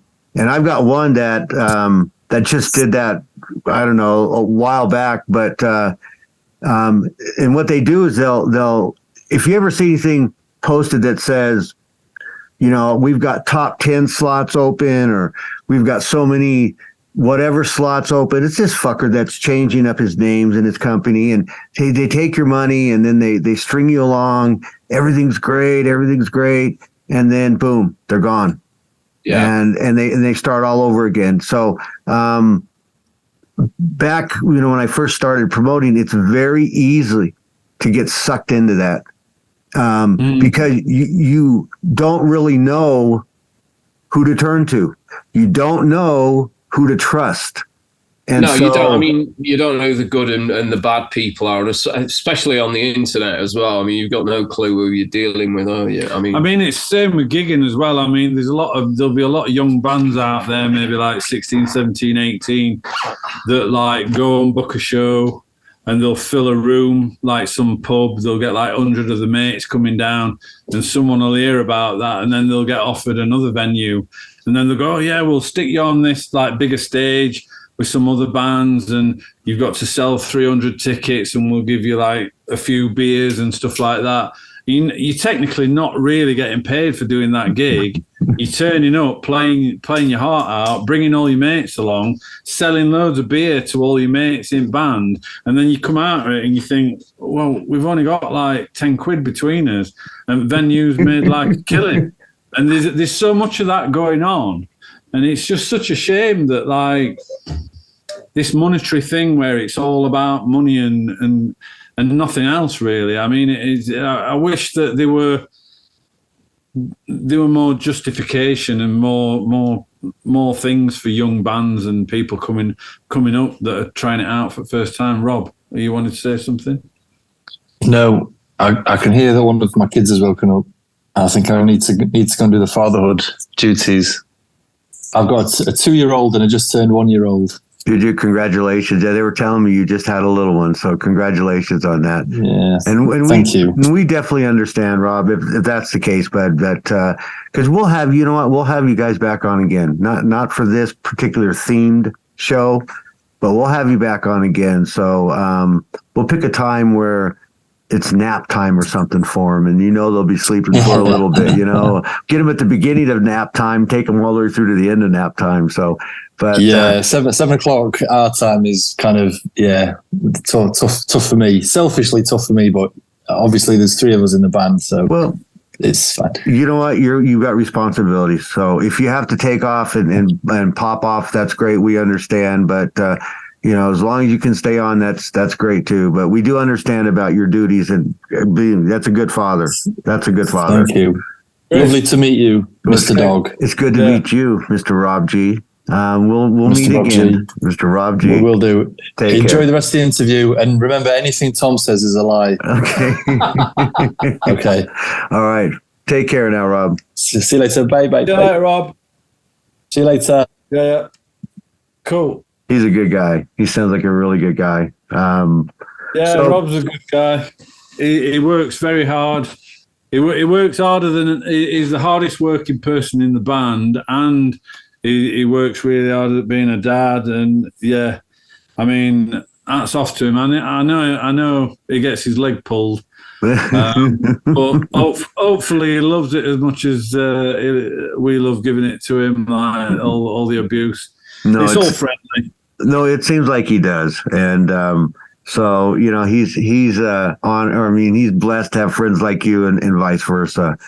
So since Tom is probably off smoking something that he shouldn't be, but can you tell me about any upcoming projects, song releases, or anything that's going on with the 23's? Right, new things. I'm not sure how much I'm supposed to say. I mean, I could give I could say ooh la la la, and that would be like a little bit of a sort of how much are we allowed to say about upcoming things? No, I'll let it's come back from whatever it is. Cigarette break. Cigarette, definitely. Nothing else. Nothing else. No, I wouldn't think that of you, Tom. I mean, you don't look like somebody that would do something else. No, not now. Got all that on my system. The track Dr. Dealer, actually. We weren't talking about that. We were talking about new things. No, I'm just saying that describes a bit about my past history. But we basically we decided that we're going to do 23 tracks released over 23 months. Which I wish we hadn't now, because it's a right pain in the ass. But it might not have been the best idea, but I mean, to try and obviously we've talked about this a few times with different people. We had like hundreds of tracks. We slimmed it down to like, how many can we slim it down to? We obviously only want to try and release the better of the stuff. And I think we came to this fact that there were like 23 tracks. It was 2023. And we were starting to do this thing, and everything all lined up, and we thought, right, we'll release a single every month for 23 months up to till the 23rd of December 2024, and then that'd be like a double album of singles. That was the idea. I mean, whether everyone who listens to it will think that they're all singles, I mean, that's down to the listener, but I mean, that is the general consensus or plan of everything. Yeah, I think next year you'll probably hear a slightly different side to us, because a lot of this was written during lockdown, so it was people working in isolation really, and contributing, whereas we've now got back into the studio together, and I think you're probably going to hear there's going to be some stuff that we've started writing now. And that we're kind of working on. So I think the sound over next year is going to be probably different than this year. I don't know whether it'll. I don't know. To be honest, we don't know. We're making it all up as we go along. He makes it sound like we've actually got a plan, but no, we go from month to month. The truth is, right, I'll tell you the truth. Every month we sort of like go, fuck, we've got to release something. What should we put out? And then I go, oh, let's put this out, and they both go, really? And that's how it works, basically. That's the more real. What normally happens is you say, oh, we'll put this track out, and Rob will say, I can't stand that one. Or he'll say, oh yeah, that's a really good one to put out, and then I'll say, well, I'm not keen on that one. Yeah. And then we'll all argue, and then like basically two people will win, and then we'll just put it out, and then we'll just go, yeah, that's cool, whatever. An interesting one is the track that's coming out next month. It's called Ooh La La La. So we can talk about that. Yeah, we can talk about that, and it does sound. It's quite like an early sort of Depeche Mode type song. I was listening to a lot of Depeche Mode's early albums, and I was sort of like, I like that. I'm gonna run with that. I like the sounds, and it was the sounds that sparked with me. It was the sort of synthetic sounds. That I kind of really liked, and adding a bit of guitar in there and things like that. And so I've forgotten what I was saying. Rob, what was I saying? You were talking about Ooh La La La. Oh yeah, Ooh La La La. So that kind of came about. It's been a bit of a weird one, because last week I had an ear infection and I couldn't hear out of my right ear. And so I was desperately trying to mix this track with one ear, so it's going to be an interesting one. Let's say that it was supposed to be a different track coming out next month, but yeah, I just had to kind of wing it with that track, because it was a little bit further down the line than the other track that I was mixing. I do a lot of the mixing. You see, I'm not a mix engineer. I'm a musician, a producer, and all that kind of stuff, but. Yeah, in the absence of money and being able to afford to go into studios or get mastering done, it's just like, yeah, just do it. You learn. Yes. You learn from your mistakes as well. So yeah. That's pretty good, though. You can mix that with just one ear, though. Well, that's some talent. I'll send you a link. You haven't heard it yet. Yeah. So it might be terrible. In fact, I'll tell you what. Right, I'll send you a link to it. Okay. Tell me whether it's terrible or not, because I genuinely don't know. But the doctor's always honest, guys, because I think in our industry we need that honesty as far as our music goes. And I can think it's the best thing ever, and I got 1,000 people telling me it sucks. So.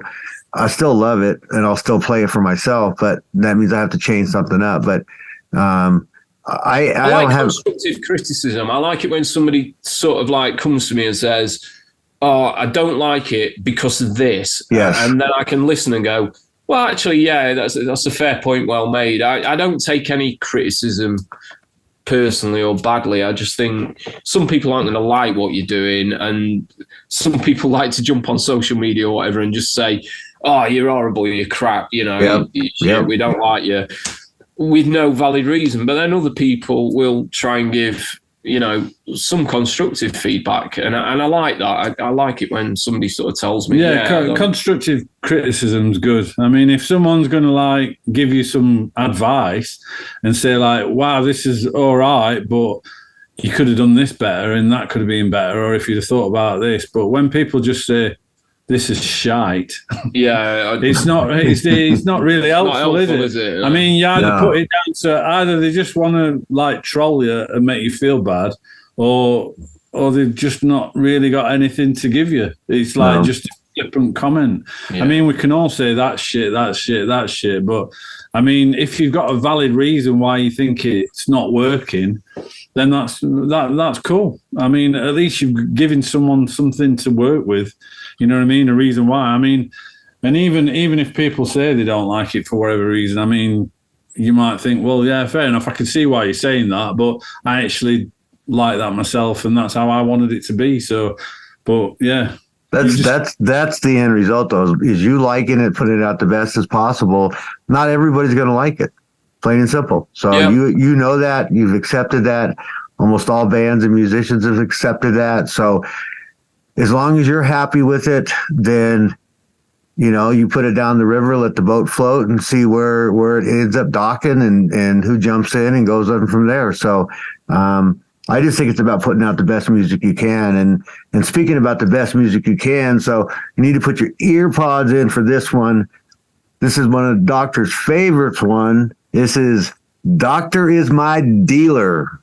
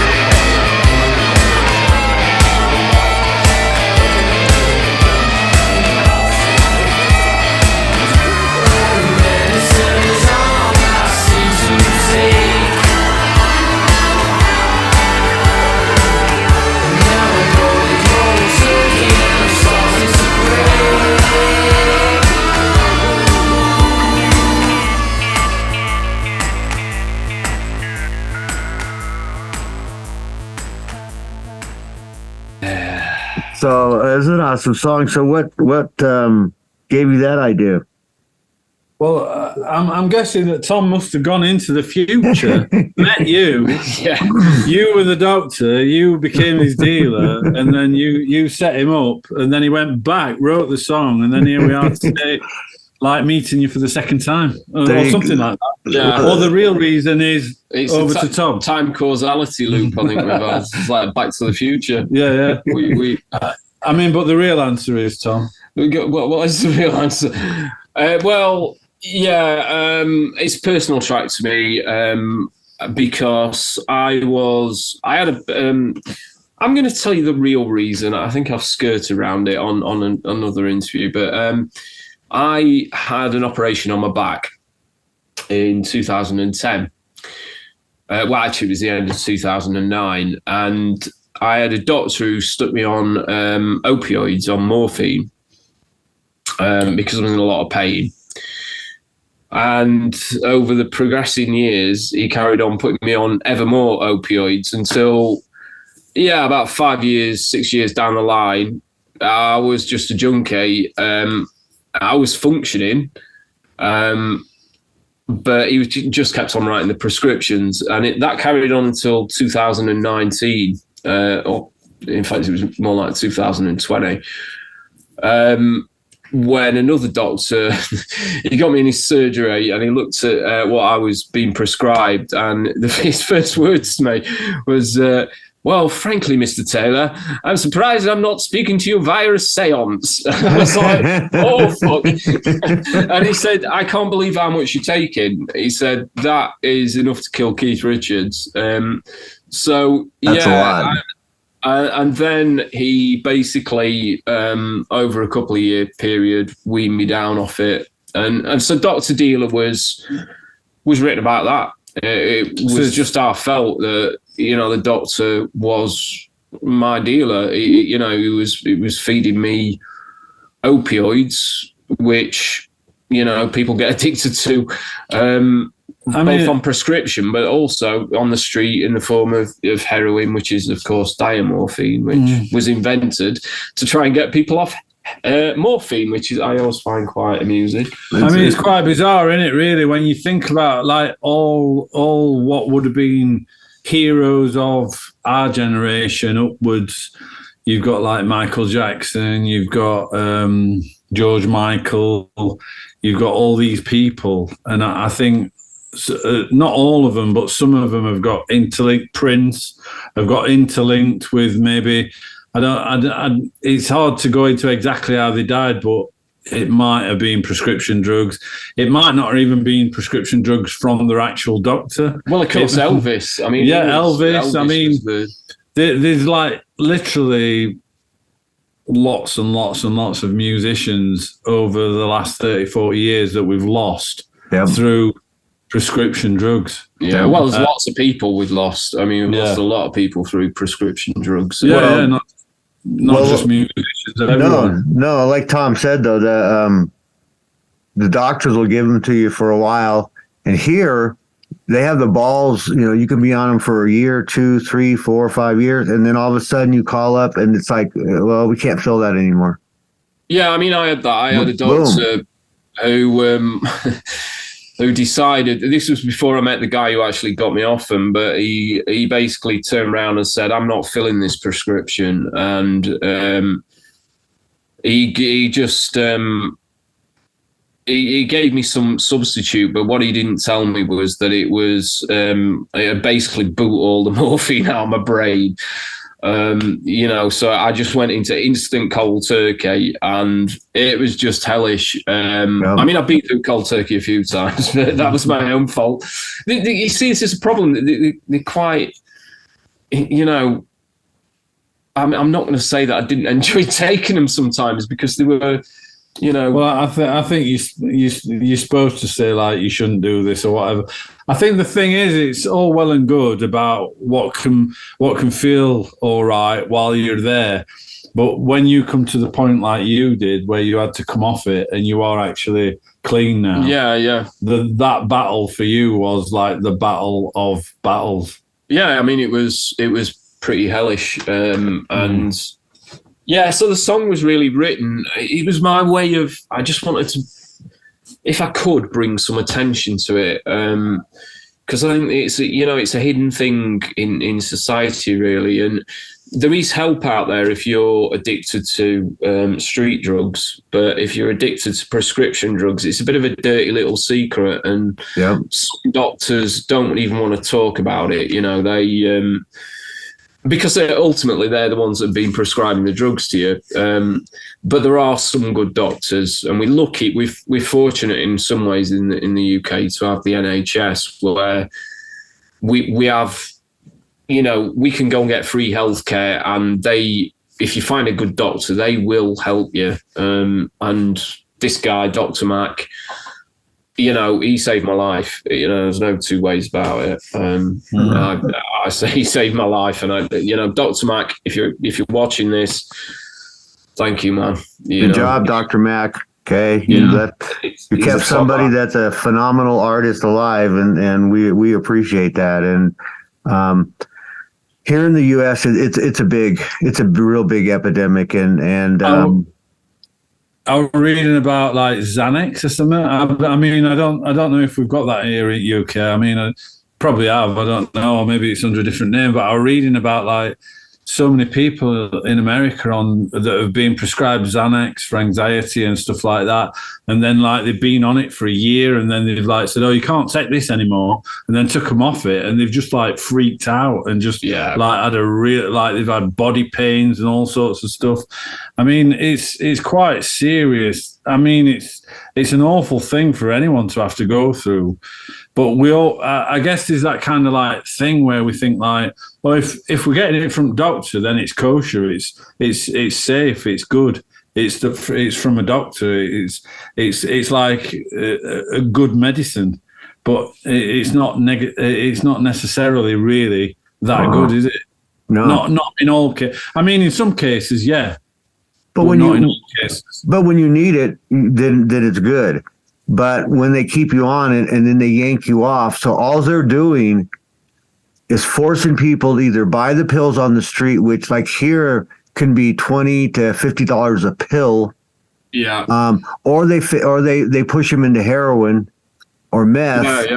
And it's like, you're thinking of a person, he would never ever do that. He would never go that path. But when a doctor yanks you off like that, and you're sitting there and you're going through withdrawals and stuff, you're going to get anything you can to get yourself back feeling good again. And that's exactly. I mean, unless you've been there, unless you've gone through the cold turkey, it's hard to describe just how bad it is. I mean, you literally, you can't stop your brain thinking of ways of how you can stop that pain, and you're almost thinking like, I really would do anything at this point. I don't want to feel like this.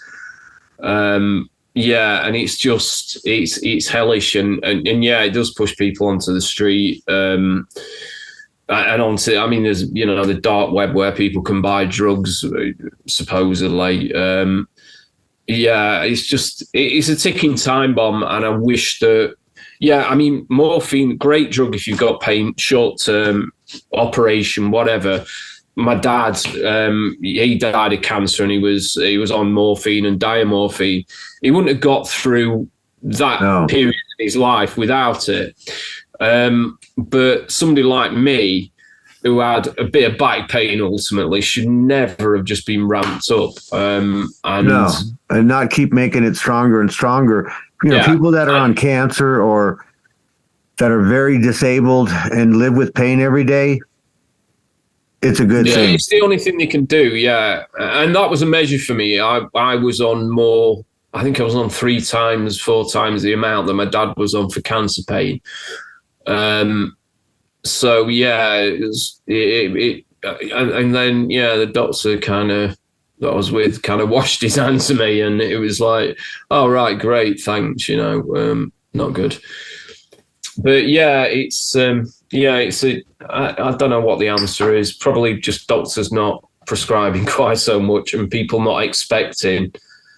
Well, they've regulated it here in the U.S. that they've cut most of that out. There's still some doctors out there that'll get around it, but now it's all regulated, dude. I mean, the department that regulates knows every doctor that prescribes it to every patient. Any prescription that goes out, it's all tracked. And so if you got a doctor writing more prescriptions for one thing or another, they'll track it, they'll find him and either, kick him out of medicine or charge him with something. So, but the biggest thing here is that fentanyl. Do you guys have fentanyl there? Yeah.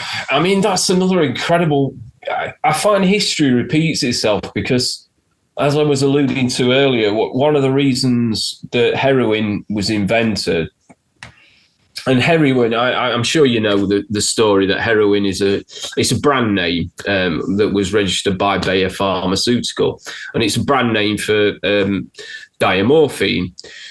And one of the reasons they invented it in the first place was because after the First World War, there was a lot of soldiers who'd got addicted to morphine because they were just, injecting it and they were all zonked out. And so they were trying to find something that wasn't as addictive as morphine, and they invented diamorphine, which is like much stronger. And then they were surprised when people got even more addicted to that. And fentanyl's just history repeating itself again, because fentanyl is just a ridiculously strong drug that is even stronger than heroin. It's like, do we not learn that it's probably not a good idea to keep on increasing the amount of pain relief for these effects that these drugs give, learn a bit from history, maybe. But yeah, we've got a problem with fentanyl, and it's partly because it's so easy to ship around the world. Yes. It's a lot easier than shipping heroin or anything, and there's a lot of money to be made in it. A lot of money. Well, listeners, and especially the new bands that are listening, take note of what Tom's just said, because the music industry can bring you down to that path. Tom's was because of an injury, and that's one of the biggest reasons why people go to street drugs. Is they're injured, they get put on them by their doctors, the doctors cut them off. But musicians also think drugs, sex, and rock and roll. So when you start making it, playing in venues, just leave out the first part and do your sex and rock and roll. But stay off the drugs, stay away from the drugs, because eventually they'll either bring you down, destroy your band, or kill you. And that's just reality. So yeah, they catch up with you. It doesn't matter what drug it is. I think, you've got drugs like cannabis. And in America, I think you've taken a kind of right step over there in regulating it, and so you at least know the potency of what you're buying, whereas we haven't got that over here. It's just, you're taking potluck, if you want to potluck. You're taking potluck of what you're buying, and it can be really strong and it can be polluted with God knows what. But that's always seen as it's a recreational drug. It's fine. It's a bit like drinking. Yeah, that's fine. No, they're not. Any drug alters your state of mind. And just remember this, bands, it alters your state of consciousness in some way, shape or form. Just like these beers I've been drinking tonight have done that to me. And that's what a drug is. That's what it does. It alters something about you. And you might not function or do things the same as you would normally have done had you not taken that drug. And all drugs, they will impair you in some way, shape or form, and they can have some really negative effects. And I've seen a lot of people, unfortunately, really messed up smoking weed, or skunk, as we get across in Sheffield. We got a lot of skunk. But I have seen a lot of people messed up on that because they couldn't handle it mentally. It's a difficult. If you want to play about, fine. That's one thing, but you've got to be careful with any drug. I think. Yes. No, I agree. I agree 100%. I mean, but I look at it as teach his own, and I'm not here to judge anybody or have anybody judge me, but listeners and bands just listen to what Tom's been talking about. So, giving that subject that we've been on, what's one of the biggest misconceptions that people have about being an independent artist and the band life of an independent artist? Biggest misconception? Probably misconception is that you're actually making any money, that you've got any status. I don't know, really. Yeah, I guess maybe even. I remember being shocked a few years. There's a band from Sheffield called Pulp, and I thought, well, they're like massive. They're doing really well. They must be like multimillionaires and everything else. I remember reading an article about them that by the time they got signed to like a really major deal, they'd had so many smaller deals going back years and years and years because they'd been around in Sheffield for like 20 plus years. They'd always been a renowned band in Sheffield. And by the time they got that like golden ticket gig with signed to a major label, and then they actually became really big on that major label, they were still paying off all those years of like smaller deals that they weren't really. I presume like everyone in Sheffield and everyone around the world probably thought, oh, Pulp, they're living it, they're like earning big money, whatever. But I think, unfortunately, for a lot of bands, even when you look at like your favorite band or whoever, they might not. I think that's possibly the biggest misconceptions, that like, oh, that band must be earning top dollar because like they've been going for years. They've got loads of albums out. They're selling shirts. They're doing this, whatever. But in reality, they might be working another job. I mean, that's the reality. Reality of life of doing what we're doing is that you all have to do other things. I mean, I'm working full time on the music at the moment because I'm just in a position that I can do that. But Rob has to work, doing promotions and designing and various things, and Rob Gurachagger, he works as a charity fundraiser for the Sheffield Children's Hospital. That's awesome. And we've made, if we looked at the money that we've made, I think we've made about £14 on Spotify we've made about $11 or something like that, which isn't even enough to pay, and then I think you have to pay something to draw it out as well. So, we haven't made enough money to even buy the beers for tonight, have we? It's just, we're in negative equity all along the way.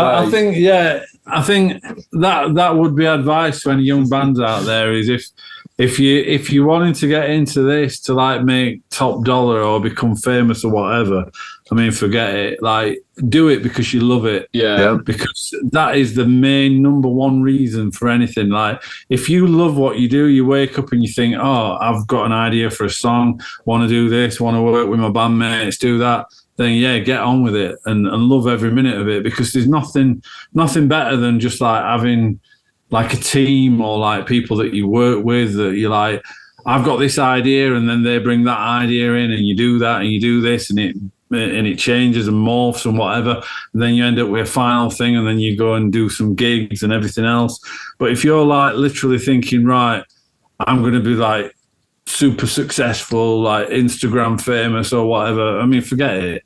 Just enjoy being a musician and enjoy the process of learning about writing songs and carry on throughout your life. Yeah, and carry on. Yeah, I mean, just if you enjoy it, carry on doing it, and you can carry on learning, and just chuck that ego away. That's excellent advice. So, tell us about sacrifices or hardships or the unjust bullshit that you guys have dealt with so far along your journey.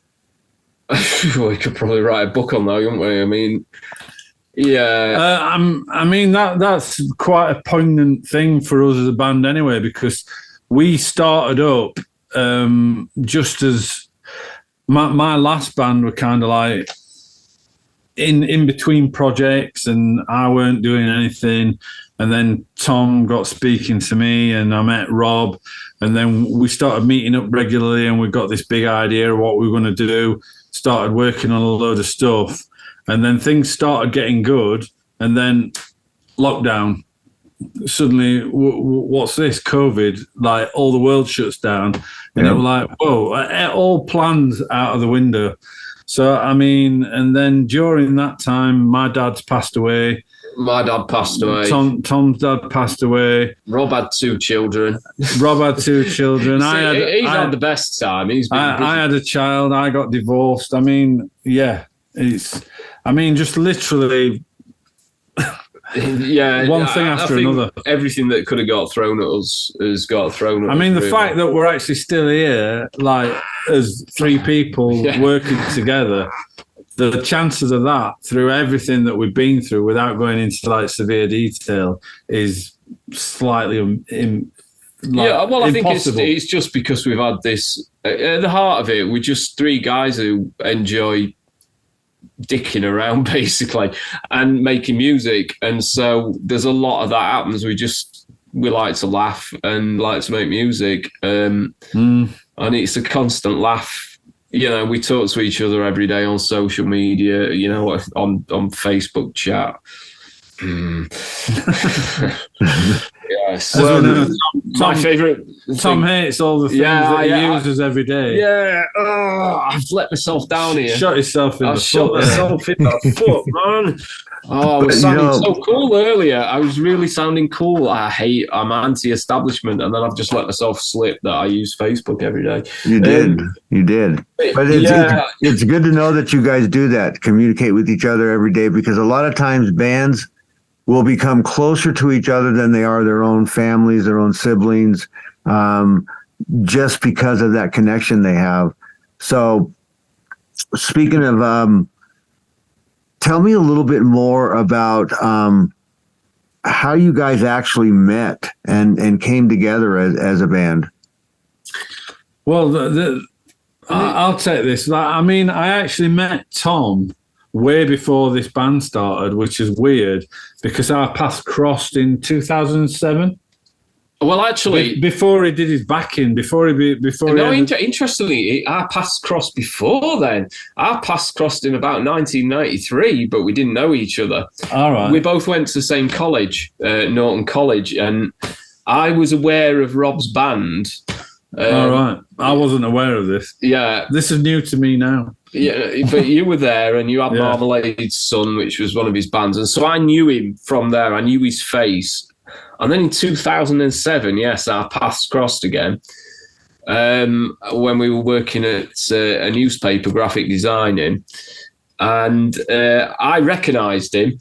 And I went, hey, didn't you go to Norton College? And then there was another lad who was working with us who also went to Norton College. And we just got talking and we were both. And then I can't exactly remember the third time how we actually met. I don't know whether just Tommy, because we'd obviously had these connections and I probably had his email address. He had my email address. He'd been talking to the other Rob, and then maybe did you just drop me an email? And I'd known the other Rob Gurachaga, from about 2002. And we kind of kept in contact over the years.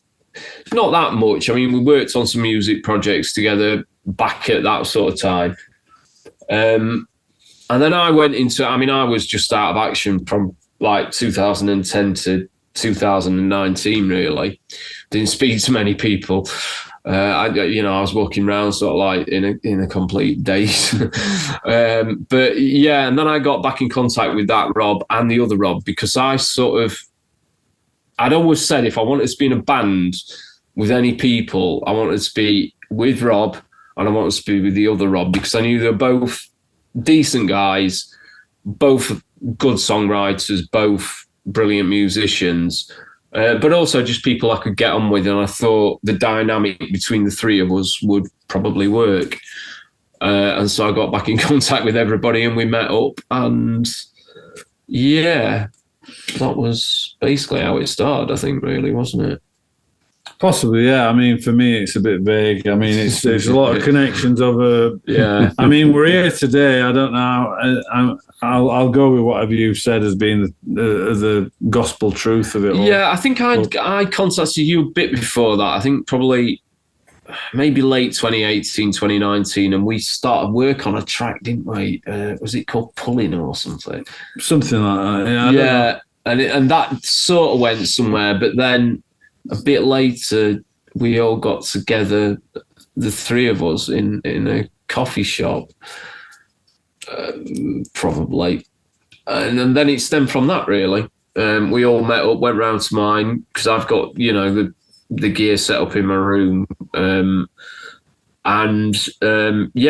We just sort of started messing around, and then we built a friendship up over that sort of period, really. It's a very long answer. A very long answer, yeah. It was, but it was a very long time frame for you guys to become friends and do what you're doing. Detailed. So, yeah. But dropping now from the 23's is Slaves. We are all slaves to the state.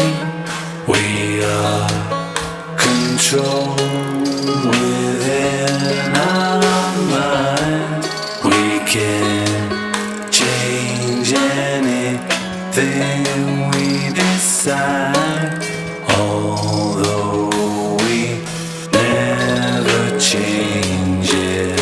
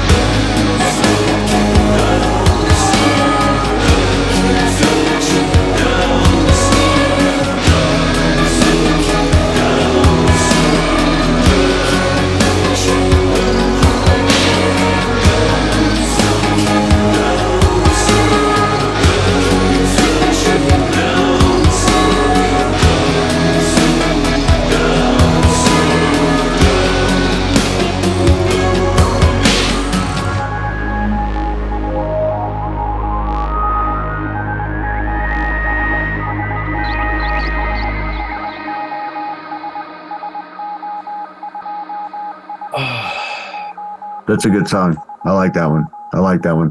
So can you guys tell us? That is one of my favorite songs. One of my personal favorites. Yeah, I really liked it.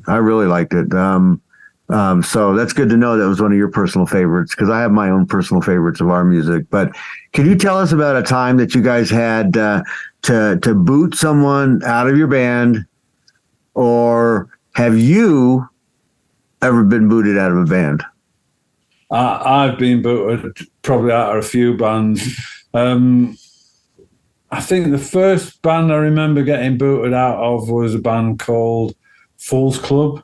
And that were really disappointing. I were just a lead guitarist at the time. And basically, I just got... this is before text messages, before like mobile phones. And I think it was like literally probably like a house call saying, don't come to the next practice, not in band anymore. And that gig that you were going to do, I forgot what gig it was. It was a long time ago. Don't turn up for that because you're not playing it. And then it was like tricky for me, because obviously like I wanted to go to the gig because all my friends were going to the gig, but I was no longer in the band. So, I remember getting kicked out of that band. And yeah, I've been kicked out of a lot of bands. I've not been kicked out of this band yet. Yeah, it could happen. Yeah, I'm sort of starting to think now. Maybe you need kicking out of the band, because it seems like a pattern. I've never been kicked out of a band, but I haven't been in. Do you think? Rob's not here now. Do you think he's been kicked out of a band? Well, no, Rob's usually forms the bands. Yeah, maybe he's not been kicked out of the band. He kicks people out of the band. Yeah, maybe. Yeah, if I'd have been, maybe Rob's going to kick me out of this band. I was going to say that, Rob. I was going to say you better watch out. That Rob maybe give you that phone call. You know, I'm just thinking. Rob once made me kick somebody else out of his band. Maybe Rob's going to make you kick me out. Yeah, he's done that to me before. God, he made me go kick somebody out of the band. You've got me worried now, Doc. I'm thinking that I might not be in this band on Monday next week. I don't know what to say to that. Rob's not here to answer that question, but I wouldn't answer any of his phone calls for at least a week or so, just to make sure that he's not calling you up. So why did you get kicked out of those bands? Why did I get kicked out of the band? Excuse me one moment. I think maybe just because I wasn't good enough at the time. I remember that band that I was talking about, Fool's Club there. I was like 17 or 18. I've been playing guitar. Been playing guitar since I was about 14. I'll probably average for my age. Kids these days will probably blow me out of the water. Like 14, these 13, 14-year-old kids, like amazing on guitar. Isn't that the truth? I was probably really rubbish for my age at that time. And I guess there's always a better guitarist, isn't there? So, yeah. And at the end of the day, I don't know what I feel about that. Obviously, I don't regret that now. At the time, it was heartbreaking. It's a bit like losing your first girlfriend, or I know. anything like that like you're so vested in. Unless you actually want out, it's not really great news, is it? Like, oh, by the way, yeah, we don't want to see you again. It's but it must happen to a lot of people. One thing I'd say to anyone out there that ever gets kicked out of a band, don't worry about it, because you can always go on and meet other people and do better things. I guess who was the guy out of the Beatles that got kicked out? I guess he might not agree with that, but a lot of people will go out and meet other musicians and might end up being successful doing a different thing altogether. All right, I've just had a message from McAfee telling me that I've got no viruses on my computer. Let me just delete that off my screen so I can see you. But yeah, it's heartbreaking at the time, but you get on and you meet other people and you do new stuff, and there's always exciting things to come. I've gone from being like a bit of a background person, where I've either been a rhythm guitarist or a bassist, and I've been adding my flavour to whatever's going off, and I've not been calling the shots. But you just have to get on with it and enjoy whatever you're doing. Well, I think if you believe in your talent, I think that, yeah, it's a blow and it hurts. But if you believe in yourself and your talent, then you'll, like you said, you'll go on. And maybe it's the wrong bunch of guys in the first place. So maybe it's a blessing that you get fired or you quit the band or leave for whatever reason. Yeah. It can be a blessing and just say, well, I was playing with these guys, but then I've hooked up with these guys and they're like 10 times better than these guys was. So, and as far as, being young like that, Rob, and you're saying when you said, well, maybe I just wasn't good enough. Well, shit, you'd only been playing for 3 years.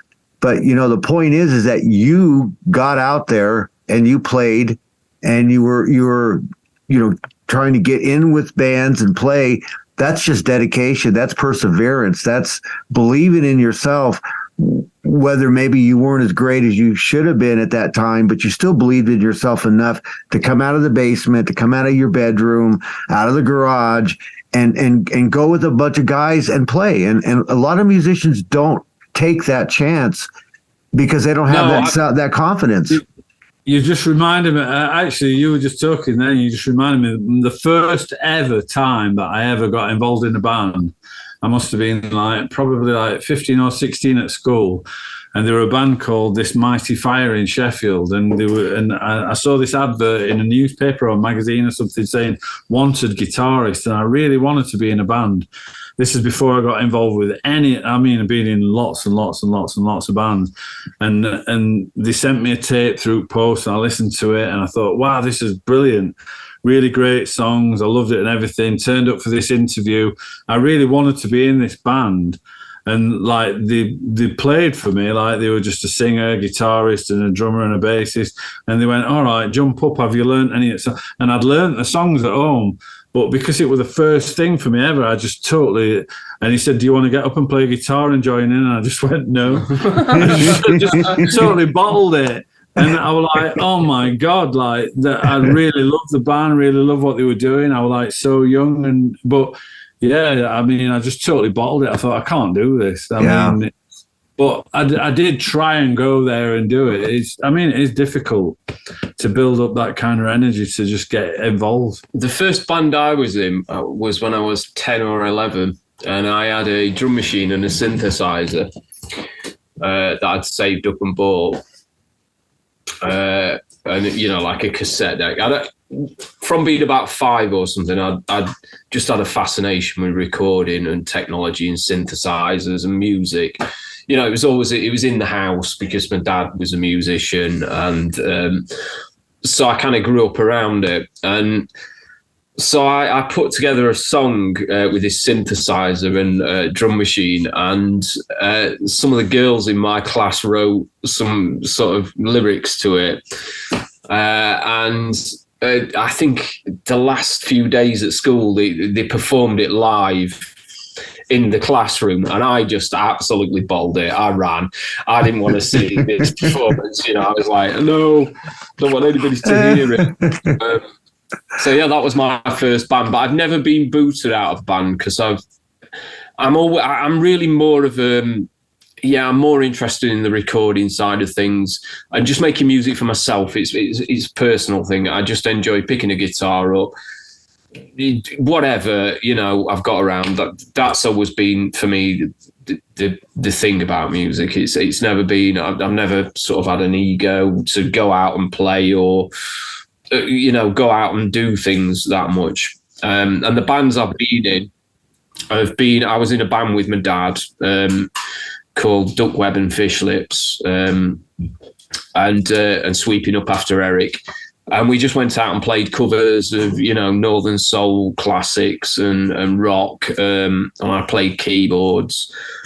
And I was in another band called the Good Old Boys, which again was another covers band.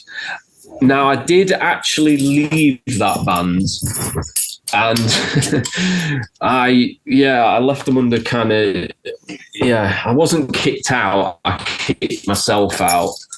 Well, that's the first. Someone who's kicked themselves out. I was going to say that.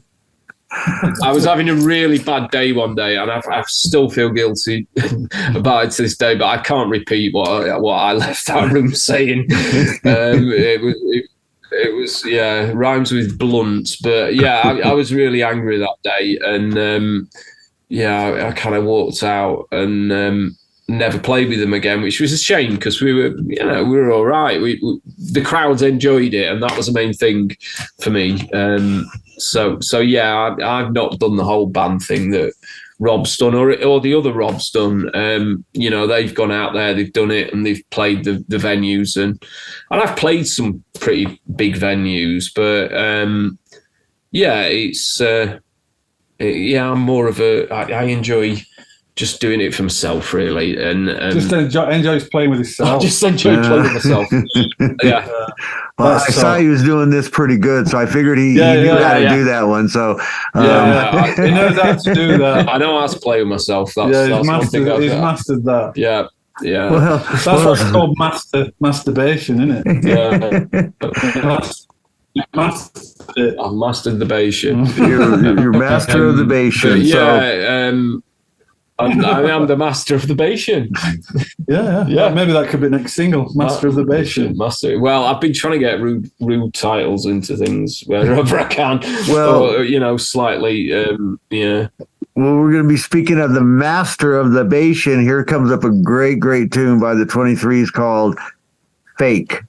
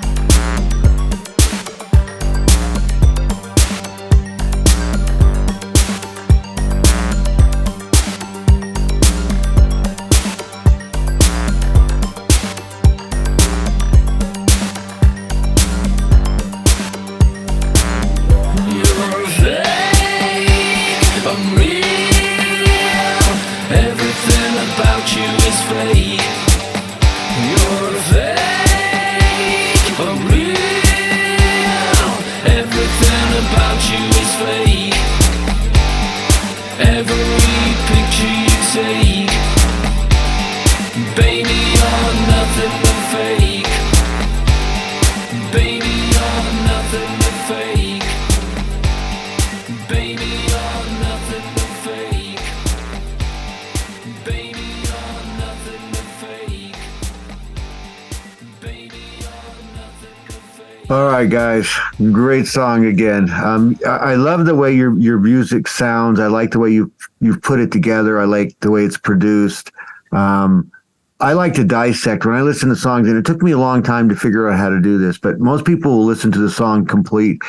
I listen to the song complete, but I also dissect it per instrument, and vocals and things like that. I can pick out each one, and I've learned to do that because it makes me appreciate the song that much more than listening to it as a complete whole. And so, I love bass tracks. I love the rhythm. I love the leads. I love the backup vocals. I love the main vocals. Definitely love the percussion. But I've learned to do that. Before, it was just like listening to it as just one whole song, and I think most people do that. So I was happy when I kind of evolved into that mental process where I could actually listen to it at the same time, but dissect it at the same time, but keep it all together. Does that make sense? It does. I mean, I have something called synesthesia, which means, well, it means some good things and bad things, but it means that basically from being a kid listening to music, I see music in pictures. And so when I sit and listen to music and colours, so literally I can see like that instrument's there, that instrument's there, that instrument's doing that, that's forming that harmony, that's doing that. And it can actually, it makes listening to music for me sometimes a bit difficult because I'll be picking that much stuff out in there. I'll be like going, well, there's an interplay between that and a rhythmic interplay there, and there's a harmony there, and that echoes causing that little bit of frequency to go there, and it's quite a fantastic thing. But when it's a really bad thing is when I touch anything metallic, I can taste it, and synesthesia is basically it's your senses getting mixed up. So my ears get mixed up with my vision, and like when I touch things, I get mixed signals going to my brain, and it's a real thing. It's called synesthesia. Look it up.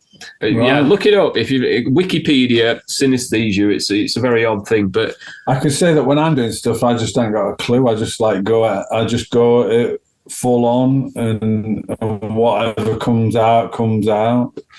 And then usually I send a lot of stuff over to Tom, and then he just does his synesthesia on it. Yeah, I'm just listening for, really it's about harmonic content to me, harmonic and percussion. That's basically can break a song down to that. It's about the frequencies that are in there and whether they're creating an interesting sort of like balance to the listener. Yeah, that sounds a bit airy for farty, doesn't it? But I mean, I think some of the best songs, when you actually really dig into them, there's, some people call it magic or mojo or whatever, but when you actually break it down, it's just like, oh, well, yeah, there's that little harmonic structure there, there's that little bit of percussion there, there's that little bit that just goes up there, and it just all goes, and it tickles those senses. And that's what I enjoy doing. I like to sit there and kind of. I think that's why I can never get anything going right, because Tom's obviously got all these extra senses, and I kind of work on stuff, and everything I do, it's like literally like an artist with a blank sheet of paper, just throwing a load of ideas, splat, splat, splat, splat. That's how I work. And then I go, somewhere in there, underneath all that mess, there's a good idea. So I'll send it to him, and then he'll look at it and he'll go, yeah, there's a good idea in there, but it's just a bit messy. And then he'll like pull it apart, get Rob involved, and then send it back to me and say, look, that needs sorting out. Rob will do this. And he's very good at organising chaos, I think. Yeah, I am chaos, I think. Yeah, Rob's very chaotic in the way that he writes, but I like that because, often he'll send me these things that I'll just start like, what the fuck is going on with that? But then I'll pick it apart and it'll be like, Yeah, well, you didn't need those 20 things. These three things there, when you just combine, because like in all music, it's getting a bit technical about music theory, really. When you break it down, unless you're doing jazz or techno or something like that, where it's kind of more esoteric, but even that has patterns. But most music is based on triads. It's just three notes, and you only need to get three notes that sound kind of nice together, and it will, in pop music anyway, it will excite the listener's ears. When you go into different genres of music, it's a different thing. If you go into punk, it's all about the energy. It's about just blasting people with something, and it's like.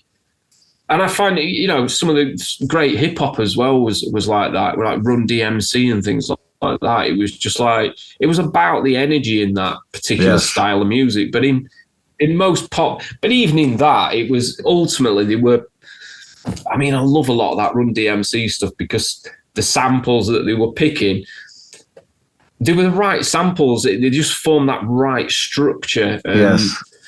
I think that's the thing with bands is if I could give a little bit more wisdom to young bands, is sometimes less is more, and the jazz guys know that.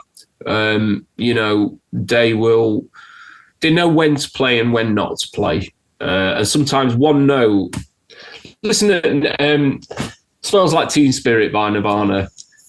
Just those two notes. That was all that was needed there. You could have gone way over the top on that part. But yeah, it was just, sometimes just pare it back a bit, listen to what's actually going on and what mood it's bringing to you. Right. Anyway, I don't know how we got into this topic, but yeah. No, that's good. No, that's really good advice. And again, for the listeners and the band starting off, you should be listening to Rob and Tom, because the advice that you're getting on this show from the artists is free, number one, and it's because they've gone through it, they know it, they've done it, they've been there, and they've lived it. So take it some advice from some seasoned, phenomenal grizzled veterans, artists and veterans about what's really going on. So last question for you guys. Have you ever got to a moment in your career, and this could be separate, doesn't mean with the 23's, but have you ever got to a point where you just said, fuck it, I'm done. I quit. I'm not going to do this anymore. I'm tired of the bullshit. I'm tired of dealing with people. I'm tired of dealing with bandmates. I'm tired. You guys ever come to that crossroad? Yeah, we have actually, in a way, haven't we? Because we fall out once every 6 months or something. We do have our moments. I don't think we've ever wanted to give up doing what we're doing. I think we might have had little spats within this group. I've had spats in other groups that I've been in. Life, like Rob, he's just had a child. But because of the way that we ergonomically flow around each other, it's not a massive issue that Rob's got a child, that I had a child a few years ago. We're a lot older now, and we've fit it in where we can. Like you said earlier, there's always time. You make time happen when you need it to happen. But in the past, I've been in situations where bands have been like, right, we should be doing this. We should be rehearsing 4 days a week. And I guess you should be if you can, and you're trying to do that kind of thing. But it doesn't always fit in with everyone's goals. If you've just had a child, or you've just got a new job, or this is happening or whatever, you can't always fit everything in at any point. So, and I guess you get frustrated. I guess at those moments, that's when people just think, well, sod this. I think it boils down to, am I getting the enjoyment that I need, that I got when this started, and it's carried on? Or do you get to a point where you think the enjoyment's not there, it's becoming a bit of a task, we're not doing as well as I thought we wanted to be doing, or whatever, and then you just think, well, no, I'm out. And that'll happen to a lot of people. Some of the greatest bands in the world have ended because people have got to that very sort of point in the life where and it's not just about the band, it's about everything going on outside the band as well. Yes. So I mean, anyone that can keep a band going with all the things that happen to everyone on a daily basis, like lockdowns, marriages, dissolution, that kind of thing, businesses folding down, losing jobs. I mean, it's amazing, really, that bands manage to keep going as long as they do. I mean, I'm hoping that us guys manage to keep this going for as long as possible, but you never know what's going to hit at any point. Nope. But as long as we're writing music that we all enjoy, that's the main thing. Yeah, we kept it. I mean, I think one of the things that has kept it probably together is that, yeah, we have had our moments where it's got a bit sort of like, oh, I've had enough of this, or we've had a bit of a bicker with each other. But generally, I think we're kind of cool with what everybody's doing at any one time, and we all want the best for each other. So, if like Rob turned around, or either Rob turned around in 2 years' time and said, I really want to do something like this, I'd be like, well, cool, it wouldn't preclude us carrying on doing what we're doing. I mean, I just see this as something that's a lifelong journey now we've met and we've got together. I've got a feeling that we'll be in an old folks home together still writing music, because we just enjoy doing it and we kind of get on with each other. So, I mean, as long as I can, I think the thing for me as a songwriter, and I guess Tom might say something different, Rob might say something different again. For me as a songwriter, my ultimate goal is, since I started songwriting, is that when I'm writing a new song, if it starts sounding like a song that I did 10 years ago or 5 years ago or whatever, then, I mean, I don't just jack it. I'll finish it off and then put it to a side, and then I move on to the next thing. I'm always I want to break boundaries for myself. And in some cases, I might do a track that I think, well, I've done this before, but then when I send it to Tom and then Rob gets his hands on it and it all gets pulled apart, that it becomes something that I would have never thought. It becomes a totally different thing anyway. So even though I initially thought, well, I've kind of done this before, once they've kind of ripped it apart and stripped it down and put something else in there and built it up and done something else, then I'll listen to it and look at it. I think, well, that's nothing like my original idea anyway, so that's cool. So they've pulled me out of the sort of like that doldrum of doing something that I feel like I'm repeating myself, which is why I love working with these guys, I think. And plus, I mean, I think sometimes as well, like when you're feeling frustrated, it's kind of nice to just make music. I'd rather, for me personally, when I'm feeling that kind of like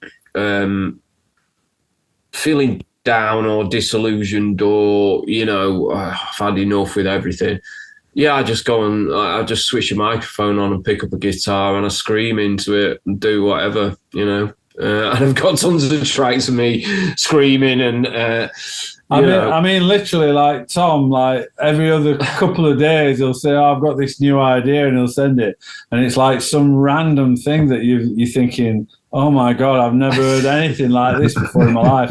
It sounds like someone's like trying to shove a guitar through someone's heart, and then like while a monkey's jumping on someone's brain. Oh, I remember that one. Yeah. And he'll send me a track, and I'll think, what the hell is that? But then in that chaos, I'll go, I really like that part. And then he'll go, oh, cool, thanks for that. And then he'll take that part out and it'll become something else. So, I mean, that's what I love about Tom and how he can like almost pull out the best out of everything. As long as he's got like a bit of comment and like people saying, oh, that's not great, that is good, that's whatever. And so like whatever me and Rob give him or whatever he's doing, we all talk amongst ourselves and then find the best of everything, I guess.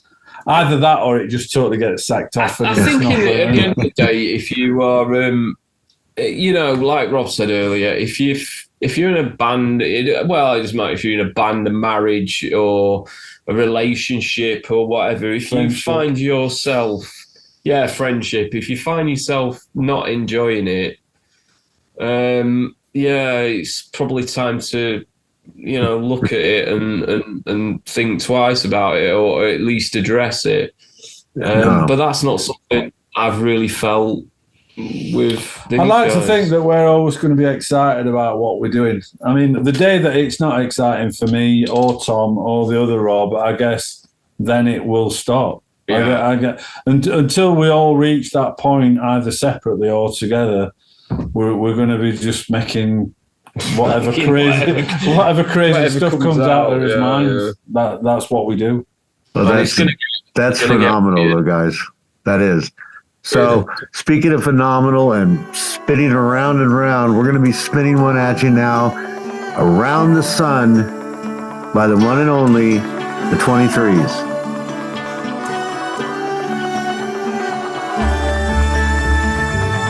One day we had to go someplace we didn't know.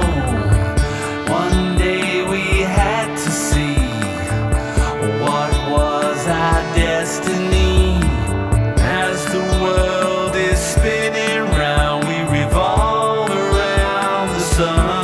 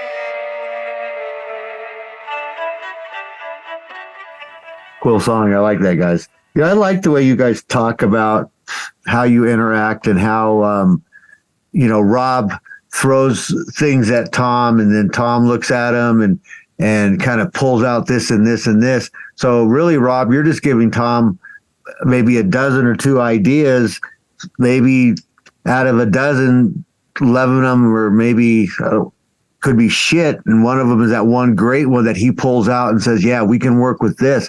That's just creativity, guys, and you work together like that, which is phenomenal. That you guys can go back and forth with ideas and lines and lyrics, and then actually look at them at first going, yeah, like you said, Tom, what the fuck is this? But then when you look at it, it's like, oh shit, this is good, that's good.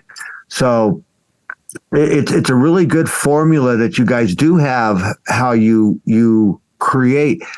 Every band has its own formula. Every band does it differently. And I love the way that you guys do it, because it shows the collaboration between the band, instead of Tom just coming in and saying, this is the song, this is the way we're going to do it, this is how it's written, these are the lyrics. You guys take it and pull it apart and say, this makes the great song great.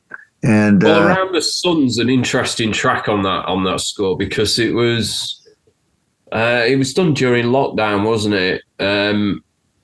In fact, yeah, it holds strange memories for me, that track. But because it was when my dad was he was in the final stages of cancer. Well, we were working on it, and Rob sent. What's weird about it is the first half of the track, the floaty half of the track, it was quite floaty all the way through, and it gets to a point where the drums kick in and it gets electric, and I kind of wrote that bit of it, the electric guitars and the drum part, and Rob kind of wrote the first half, and it was a bit like I suppose our day in the life, wasn't it? Because it was kind of like two ideas really wedged together. It was a very, kind of a different track originally. I can't really. I mean, there is a demo tape of whatever the first version was, and I think it went through many iterations before I passed it to Tom.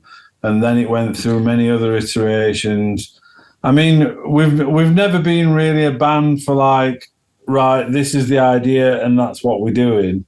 It's like literally, this is the idea, this is another idea based on that idea. Yeah. This is another idea. This is another idea. Jamming that there. Then let's listen to all those 8 ideas and then scrap it again and then start again. And then eventually you'll get something that we go, right, eventually this is all working.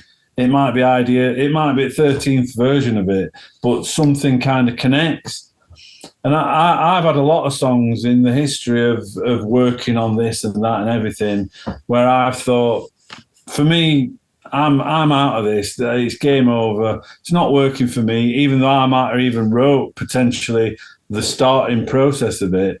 And then Tom been working with Rob in background, and then he suddenly sent something over and he's gone, oh, I'm working on this at the moment. It's an idea you sent me ages ago. And I'll go, wow, that's really good. How did you manage to do that? How did you manage to make such a crap song sound great? And I think that's why I love working with these guys, because the stuff that I think should go in the bin sometimes can be not bin stuff. It's not stuff for the bin. Right. It can be worked upon. And that's one lesson I've learned as a songwriter, is that sometimes stuff that you might throw away might not necessarily be a bad idea. You've got to really, which is why working with other people is amazing, because they can look at it like totally out of the box, and they can go, oh, I can see bits of that are going to work, and they can take those bits and then add new bits to them. And I think a lot of stuff I might have thrown away that has eventually got out, some of it.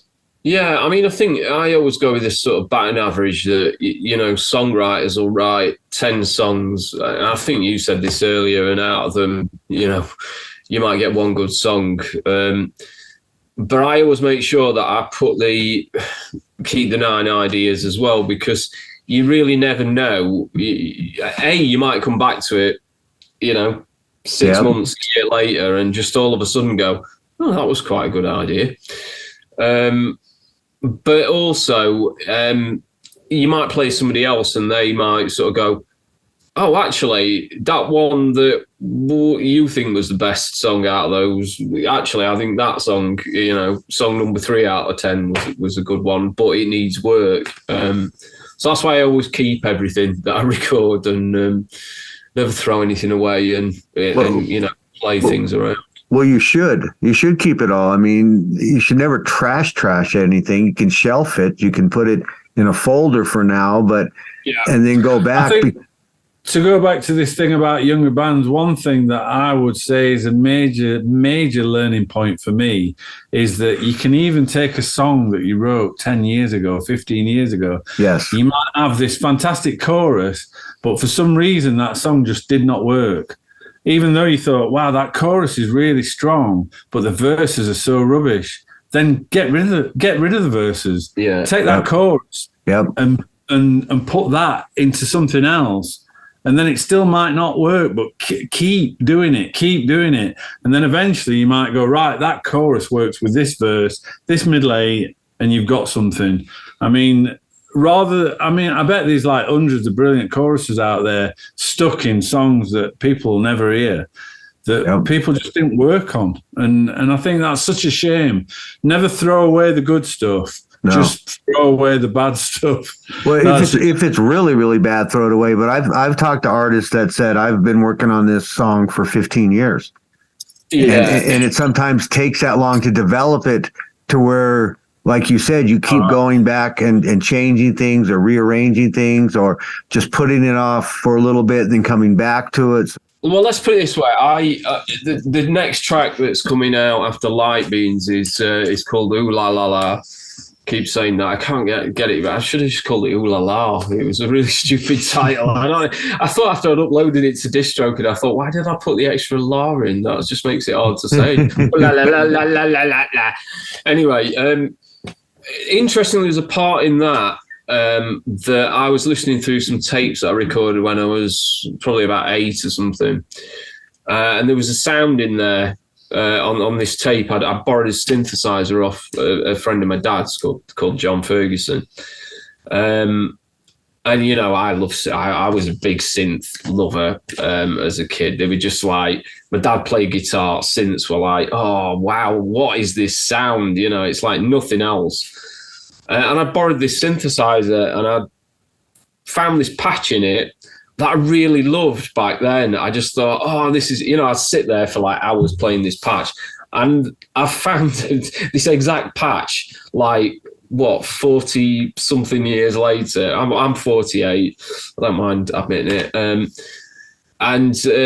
So it's like, probably 40 years later, this exact same patch that I recorded on this tape. And I thought, when I was a kid, I was like, I really want to use this in a song, but and I have done now. So it took me 40 years. Took him 40 years. Got there in the end. Yeah, I thought it's a weird patch as well. It's like, it just sounds nice to my ears, and but it took me all that time to fit it in.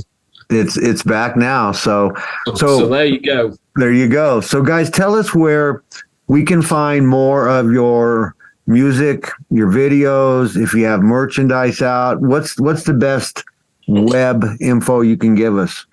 I will hand you to Robert for this because I need to go. Right. As regards to this, the best thing to do is to go to www.the23s.co.uk. And basically, as we do everything month on month, so on the 23rd of every month, so far we've managed to. I do worry about this slightly because I think we've had some months where it's like being a week away from 23rd, and like this month, Tom went, "Oh, my earring's gone," and we were working on a different track, and then he got another track more finished, which is the Ooh La La La, and he said we're going to have to put this one in its place because I can't finish this one to a good enough standard.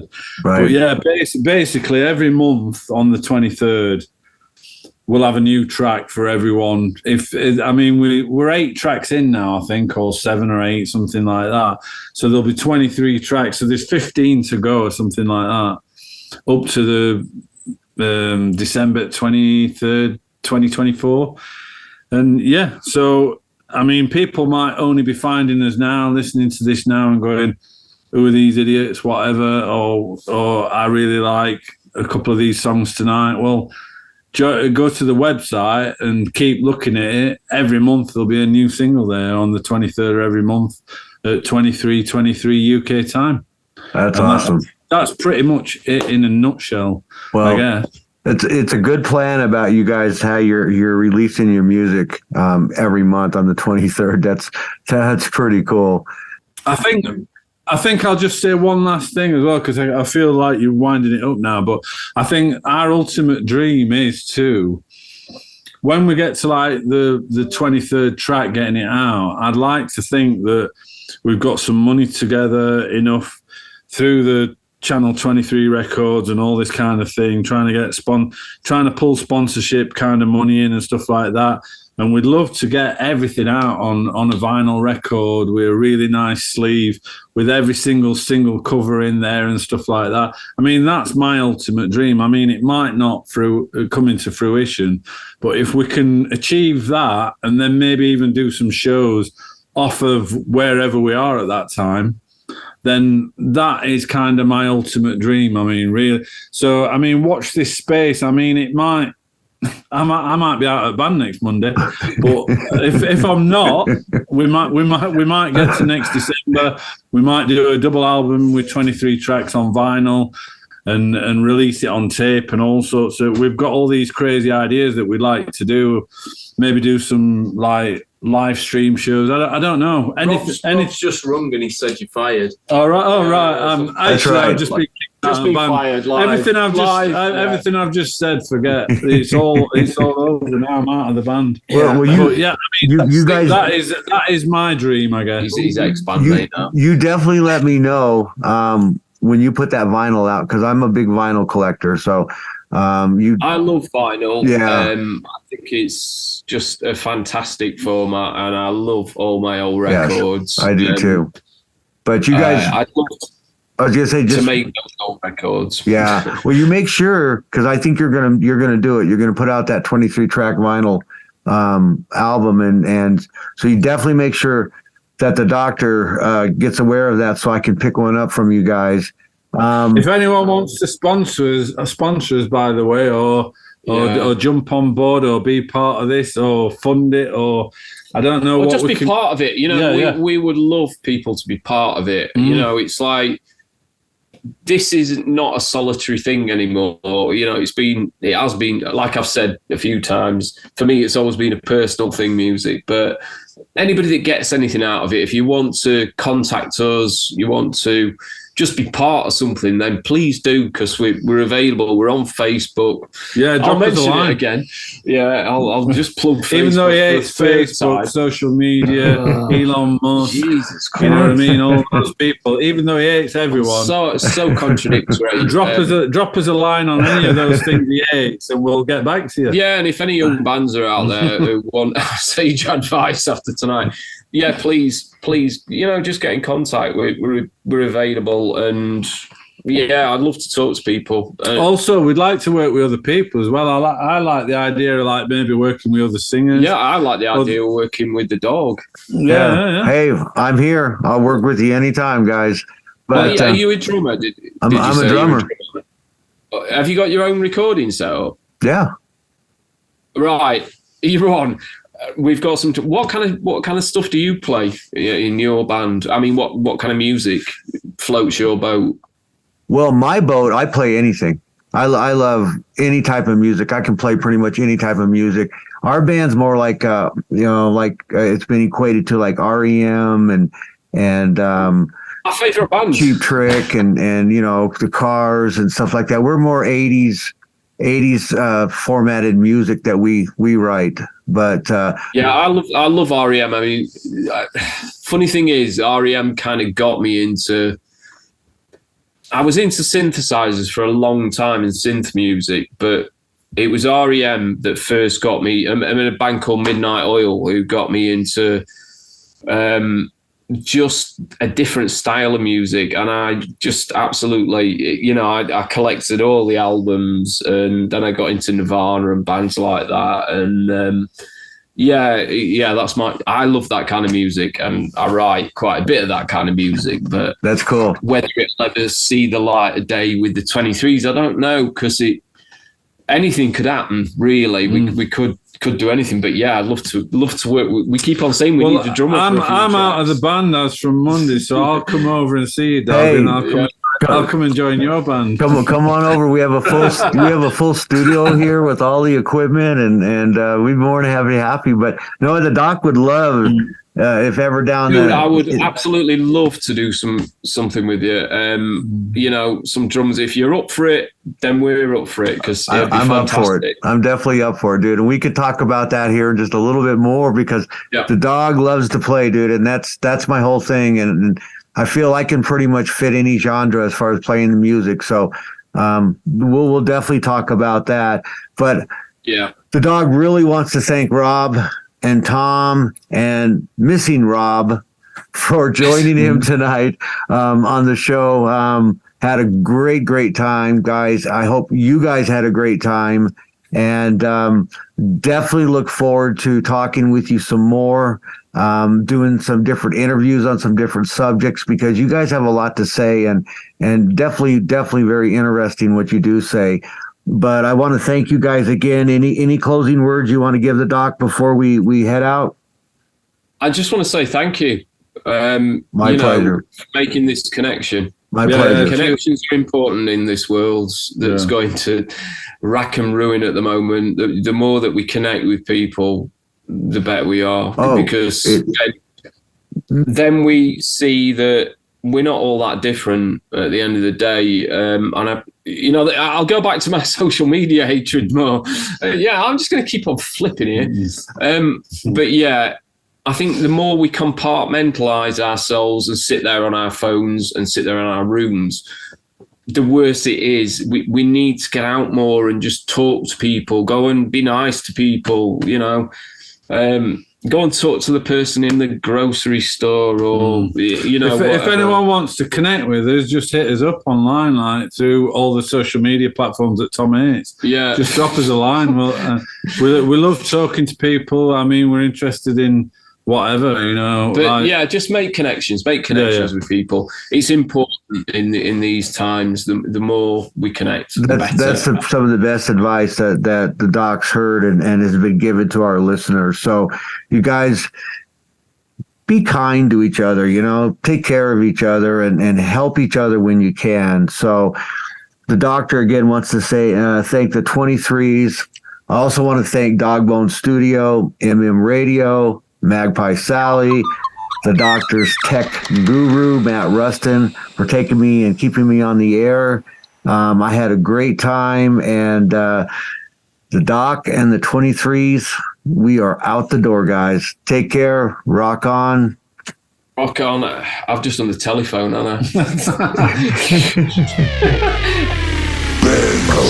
The good, bad, and the ugly with Dr. Dog on MMIMM, the show where we get real about the ups and downs of band life. To infinity and tastiness with MM Radio.